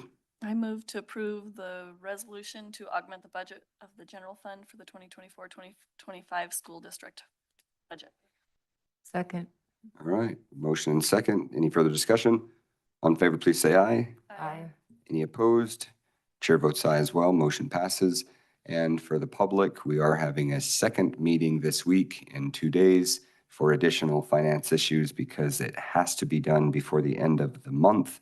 And unfortunately, the notice that we received that required the meeting came after this agenda was posted, and so would not have met with open meeting law. So thank you for getting your team together on that, Ms. Stalkey. 2.07 is receipt, review, and possible approval of proposed revision to policy BDA regular board meetings. This is for possible action. And before we get too far, Teresa, I apologize. I did not go, well, to the whole board, I did not go back and watch last week's meeting, but there were 2 different people that had commented on a remark that you had made that they agreed with. Can you kind of give us, for those of us that weren't here, give us a synopsis of what that was? What you're mentioning is that I was suggesting we shift our schedule back to the second and fourth Tuesday instead of the first and third. It just seems like there've been a lot of conflicts with the first and third Tuesdays. And so I would like to see us potentially, if that is the will of the board, shift back to the second and fourth Tuesday of each month to exclude the first Tuesday in July and the fourth Tuesday in December. Okay, current policy, and in fact, the revised red line would leave July and December as having only 1 meeting in each month. And the revision red line 2 removes the restrictions to even when in the month it is. It just says twice a month. So we appreciate that as well. And theoretically, I violated policy last week when I asked Mr. Durham to run the meeting, since the person with the longest period of service was Ms. Dastrup. So I apologize for that, but this will I also let clear them know that. that you and I talked, and I said that was a great idea. So I fully supported other people having the Great. You opportunity. yielded? I did. thought I violated policy great last week. Good job. Yes, you violated policy well, apparently. So with that, further discussion on this proposed agenda, there are 2. So if you are speaking to one of them, Please indicate which one you're looking at, and when you make your motion, please indicate, if there is a motion made, please indicate red line 2 or red line 1, I guess, for clarification. Can I jump in real quick? So I'm recommending. The we- board is talking. I'm just kidding. Go. Yes, Mr. Anderson, please jump in. So good to have you here again, Matt. Thanks for joining us. So I'm the board is, the adults are talking over here.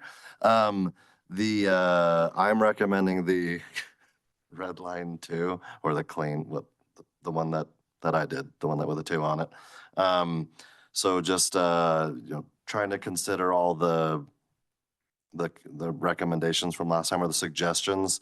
As you know, I like to leave policy as non-restrictive as possible in lots of circumstances. And so I told you originally, well, actually, first let me go through the changes. So number 1, the addition from last week, the first edit that you'll see was it specified that this would happen in June, and we didn't see a reason why it had to happen in June. Like, what if we want to do it in May? Like, there's probably no problem with doing that, and probably better for people's summer schedules if we do it in April. Like, we can do it whenever we want to do it, but just putting a deadline on it of by the end of June, last meeting in June. So that's why that verbiage was changed a little bit. And then to Teresa's point regarding the 2nd and 4th, as opposed to the 1st and 3rd, depending on what happens with this agenda item, when we get to the next one, I started to do an analysis of the 2nd and 4th versus the 1st and 3rd. And when looking at how our calendar changes next year, I think it would be more problematic, actually. And so depending on how calendars change or whatever happens, it just felt less restrictive to say twice each month. We're still committing. And I know historically, we've always announced it's the 1st and 3rd or it's the 2nd and 4th. But when you publish a calendar of board meetings, 12 months at a time, like, people can go ahead and plan for those meetings at that point. We publish that calendar. And so we're still getting the same number of meetings in, or approximately the same number of meetings, but just gives us flexibility on weird months. And then, of course, cleaned up that last piece that Jeff violated last week. So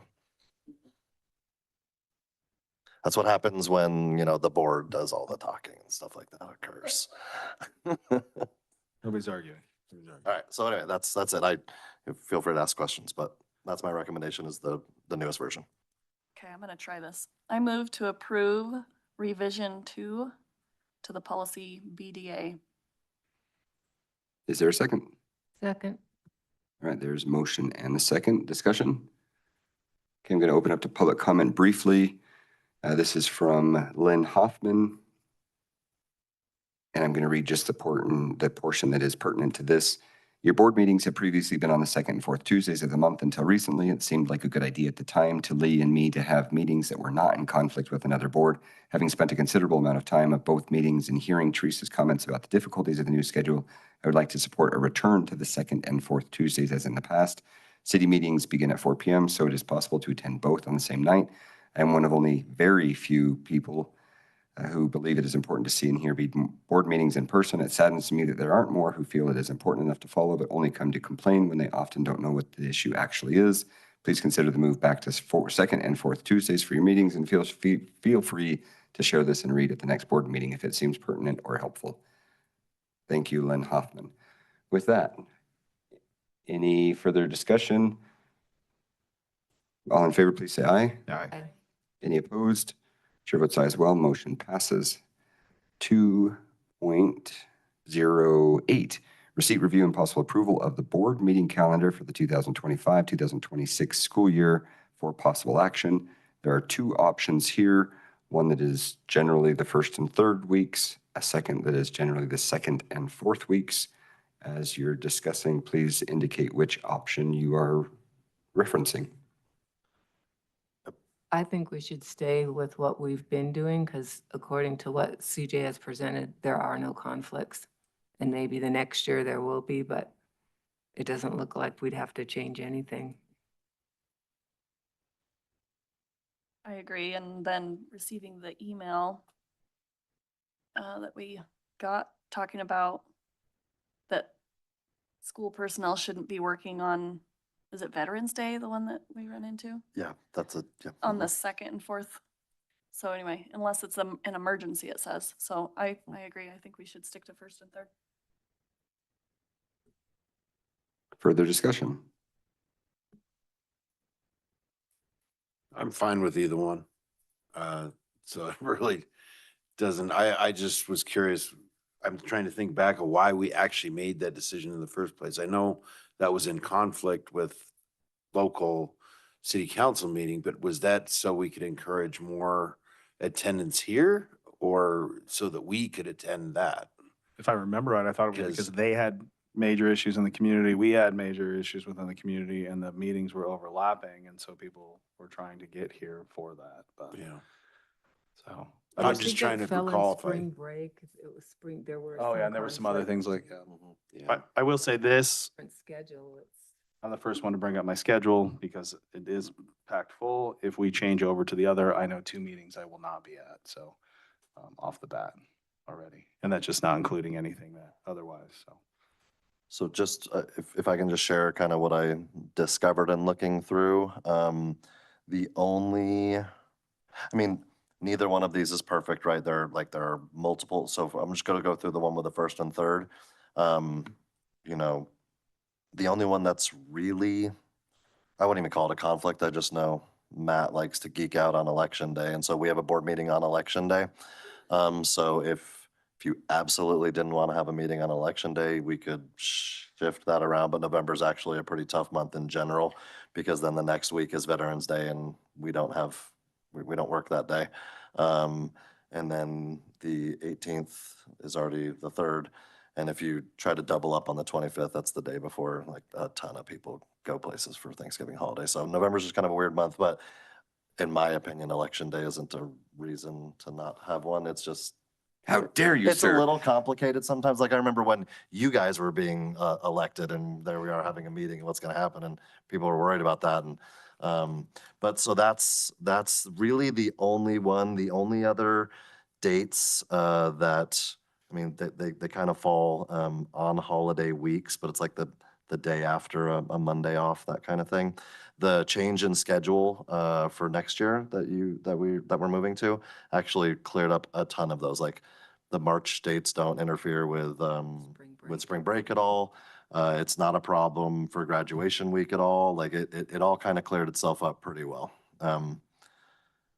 So I planned on giving some sort of a hybrid schedule that I thought was ideal.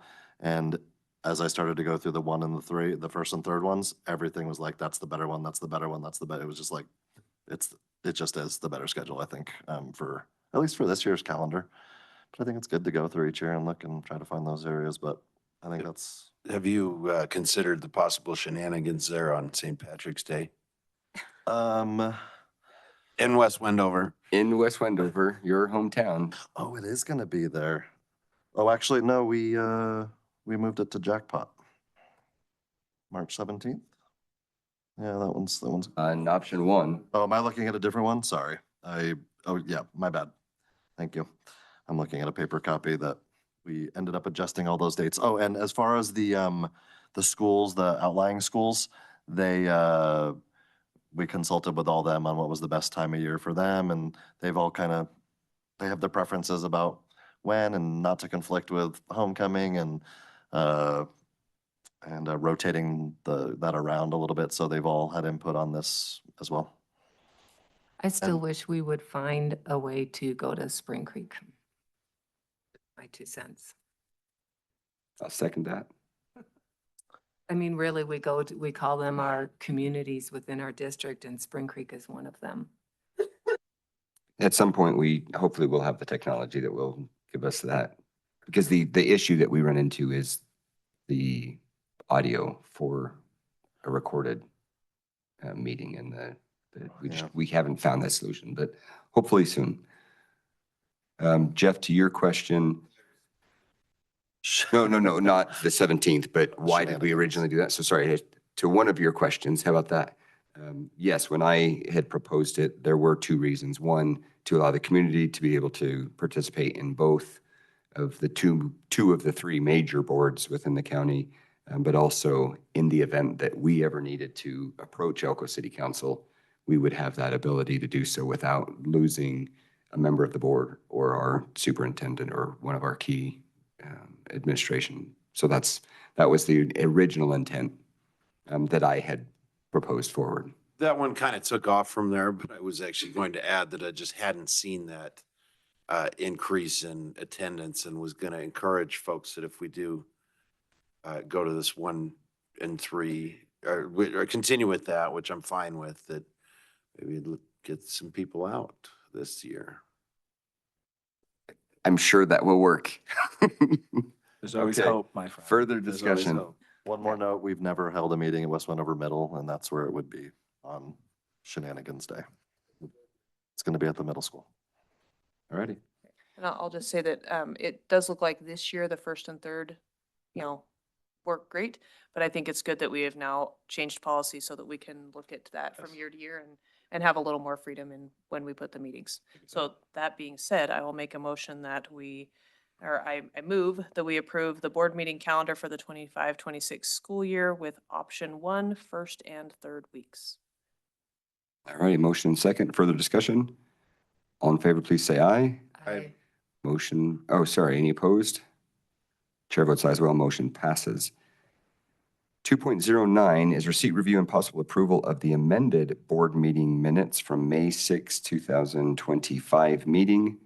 And during the revision of the May 6 meetings as approved on June 17th, a need for further revisions arose, and this is the amendment to those minutes. I'll make a motion to approve the amended board minutes from the May 6, 2025 meeting. Second. Moved and seconded a couple of times. Any discussion? All in favor, please say aye. Aye. Any opposed? Chair votes aye as well. Motion passes. 3.01 is the consent agenda. Before we move into the consent agenda, item A has been removed. That is no longer being submitted. And there are some corrections to the board minutes from June 17th. Those include listing Ken Higbee as being present and correcting the top to reflect Jeff Durham as the chair versus myself.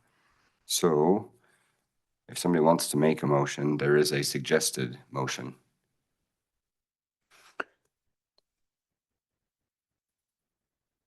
I move to approve the consent agenda item B with corrections and the remaining items as presented. Is there a second? Or any discussion? All in favor, please say aye. Aye. Any opposed? Motion passes. Or sorry, I vote aye as well. Motion passes. 4.01 is the superintendent's report. Mr. Anderson. I don't have a whole lot to share since I think I've been in the office like a day and a half since the last time we met. Full swing though with summer, we got a lot going on, and these approvals today provide a lot more. So we're gonna get rocking and rolling. We just of note, we do have auditors, or do we still have auditors on site, Cassie, or was that last week? Last week. All right. So they were here doing the single audit, and then they'll be back again in September. And so thanks to Cassie, our CFO, and all of her staff for helping that go smoothly. From my conversation with them, we continue to get better. And then I can't help myself. I have to say something about it. I hope to have some really good news for our next board meeting about potentially expanding our Star Academy at Adobe Middle School. Nothing finalized yet, but you all saw a presentation last time. We actually have some concrete data. I know how you guys love your data that shows the effectiveness of programs. We got some good data for you, and it's impressed some people in influential parts of our state. So fingers crossed. I'll kick myself if it falls through and I'm getting us excited for nothing, but it's looking pretty good right now. So I'm excited to hopefully have some more good news in a few weeks on that. And with that, I'll just be done. Thank you. Comments or questions for Mr. Anderson? All righty, moving on then to 5.01 items from this board members. Anybody want to jump in? Anything? I'll just report, I will not be at the meeting or online at the next meeting because it is in the middle of office hours. So unfortunately, those folks, so there's a lot more folks there than I can't present myself effectively. So I understand. My understanding is we still have quorum, so yes, appreciate it.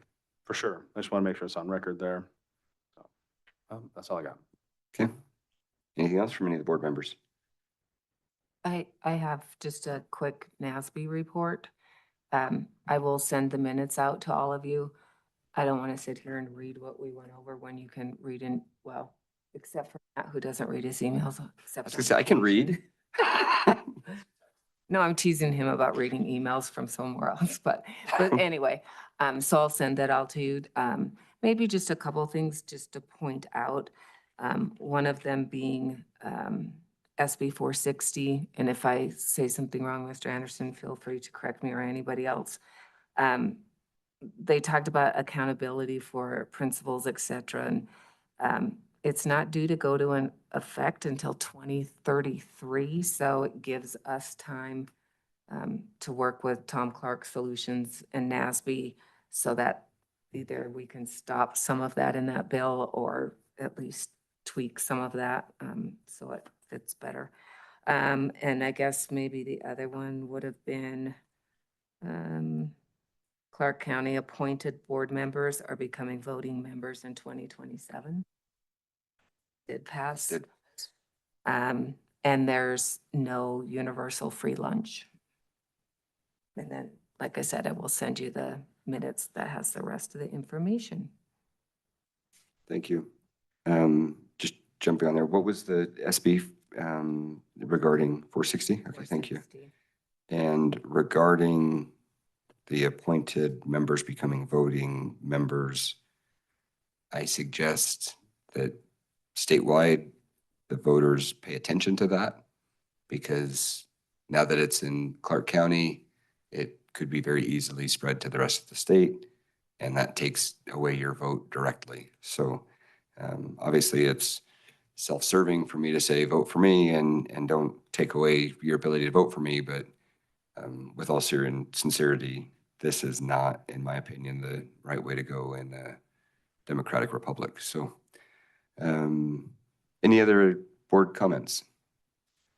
Okay. Then 5.02 is discussion of, actually, let me get this back. NASB award nominations discussion, and this is for possible action. Susan, do you want to take this one again? Sure. Like I said earlier, if you have suggestions for any one of the awards, now's the time to say them. I'm not gonna make us fill one out for every single one, so if you have people. I I'd don't know like how to you throw want me out do there, that. I think that we should be using, we've given these awards for Teacher of the Year and so on, and we should be drawing from those directly, I think, to do anything that's, any category that applies there, we should try and take those folks and forward that on to make that as almost as a nomination in itself. So you mean like NASB school district employee making a difference? Right, yeah, we should Okay. pull from, we have a small pool of what, with 3, 4? We had 3 teachers of the year. I mean, we have all of our stars recipients too, if you wanted to pull from that pool, but yeah, there's 3, 1 teacher of the year and 2 STEM teachers of the year. I agree with Jeff. I was gonna nominate Mimi Hunsaker for, Employee making a difference. yes. Yeah, I'd be fine with that. I was really, really You can nominate up to 2, it says. impressed with And the different stories and stuff that we've heard there, and I feel like they deserve, I know we've already given them recognition, but if we can bring even more, that would be great. I just thought it was really impressive that when she won it as the stars recipient, everything that was said about her, I just couldn't believe how much she did does for her school, did and still does for her school. And then I kind of expected everything that you read this last time to be similar to what we heard the first time, and it seemed like it was more new stuff. I thought, holy cow, on top of everything last time, there's more. So I just think that one just writes itself, honestly. I promise it's not everything either. Yeah.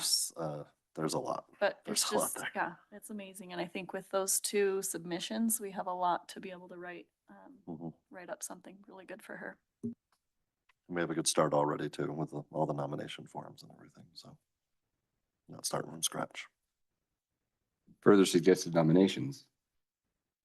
Want to make sure that our staff and but for that matter, even our parents and students know that if there are nominations that they'd like to see, please contact any of the board members and we can go from there. Well, if no one else is going to nominate someone else for that same one, I think Melissa Bowen should also be nominated there.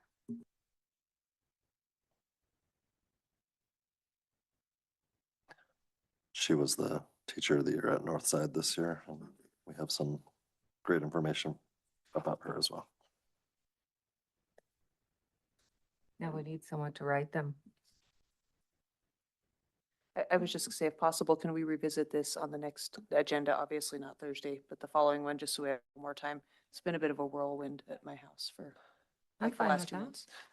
Does everyone have the, I know Susan sent it at one point, but does anyone need that document again so you can see? Because there's a lot of categories and. I can send it again with the minutes. Okay. Sure. I That'd think be that'd good. be great. Document it again, because Yeah. look at what happens when I try to open it. This is all Oh. I got. So I was just trying to go off of last year's, but there were some last year that we didn't nominate anyone Yeah. for, and so I didn't have those We categories. nominated every category last year.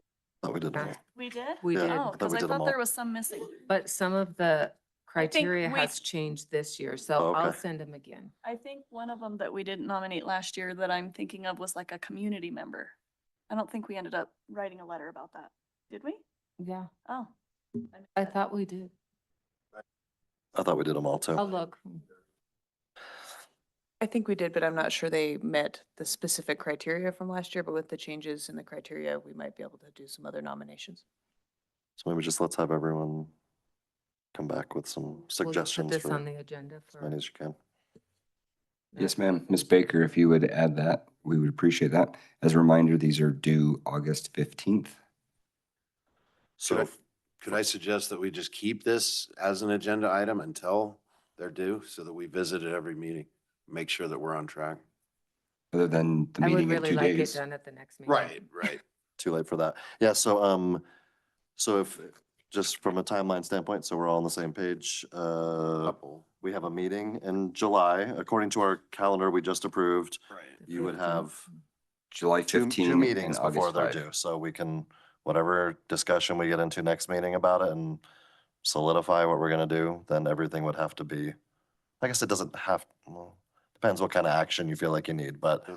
you'd have one more meeting to discuss things at least. As far as getting them done, those can still be done beyond the 5th. They just have to be submitted by the 15th. I think it'd be easier to have all the names by the 15th in July. Yes, agreed. They take Like some who time writes to them up. write, yeah. Yep, and then that gives everybody basically a month to, Some of them I find difficult to write because I don't know enough to write. That makes it difficult for some of them, so, perfect. I would suggest that, yes, we solidify whatever names we have by the 15th and then bring it back before the board. Perhaps put that in as an attachment so that we have the ability to read through what the nomination is on the 5th so that we can approve. just what in case that it is slips written. people's minds between Yeah. now and when the agenda posts, we'll Yep. attach that document to the agenda so you can Yep. see it in your preparations. Sounds good. Terrific. Thank you very much. Anything further for 5.02 NASB award nominations? All right, 6.01 is approval of the accounts payable for possible action. Move to approve the accounts payable. Second.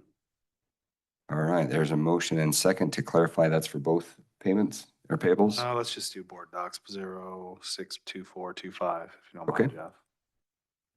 Is that okay with that? Yep. Okay. Friendly amendment second approves. Any discussion? I will disclose that I have a family member who works for Wells Rural Electric, but I will not be abstaining. And I will also disclose that I have a family member who works for Wells Rural Electric, but will not be abstaining. All right, further discussion? All in favor, please say aye. Aye. Any opposed? Chair votes aye as well. Motion passes. And for the second, Move to approve Board Member Neal, 6/24/25. Second. further discussion? I will be abstaining since it's about me. All righty. All in favor, please say aye. Aye. Any opposed? Chair votes aye as well. Motion passes.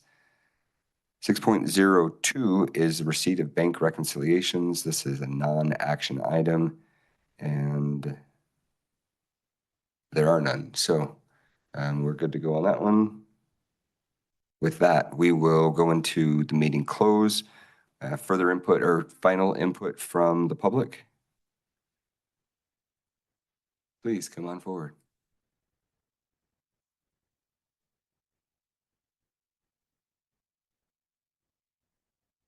Of course.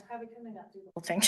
But anyway, nothing got talked about. I mean, it's in there. If you look at all the stuff in the meeting, but nothing got talked about the lunch. So, Mr. Anderson, you said you couldn't discuss it with me last week because you're talking about that at the meeting. Not one thing has been said. Even though it's in and on the paperwork, but nothing's been talked about and it's been passed or whatever. So I'm just wondering why. So as I mentioned in the first and the reading of your letter, we will discuss it in closed session Can you tell me why? because it deals with employee relations. Okay. Okay. And anyway, what you told me last week did not happen today. So what I told you last week was that an item that is agendized, that we can't discuss during, outside of an open meeting. And so I didn't say that we would necessarily discuss it in a meeting. I said we are not allowed to discuss it outside of an open meting. So we didn't. And But that, you did say you're discussing it at the next meeting, and I said, okay, I'll be there. I said it would be on the agenda at the next meeting. I don't know about that. So it's just kind of like public doesn't really know what's going on except for only what I've said. Is that correct?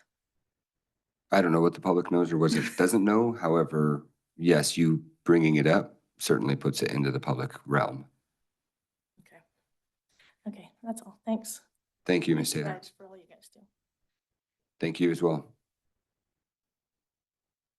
Any further input from the public? All right, 7.02 is a motion to move into closed session per NRS 288.220 for purposes of meeting with district negotiation management representatives, and this is for possible action. So moved. Second. Discussion? All in favor of moving into closed session, please vote aye. Aye. Any opposed? Chair votes aye as well. Motion passes, and we are in closed session. The board will go ahead and relocate, I'm assuming, or are we going to clear the boardroom? So we leave closed session. Second. Discussion, favor, Yes. any opposed? Aye. No. Sorry. We're moving out of closed session. All right, motion passes, and 7.04 is any action deemed appropriate to close session for purposes of meeting with district negotiation management representatives. For possible action, there's no action taken. With that, we will adjourn the meeting. And the next meeting will be Thursday. Again, it is Zoom appropriate. If any of you other than Josh are not going to be here, please let me know so that we can make sure that we have quorum. I will be attending in person only because I work right up the street. Unless I get, oh wait, no, never mind. I'm not going to say that on open record. Are we adjourned? Meeting adjourned. Meeting adjourned. Thanks.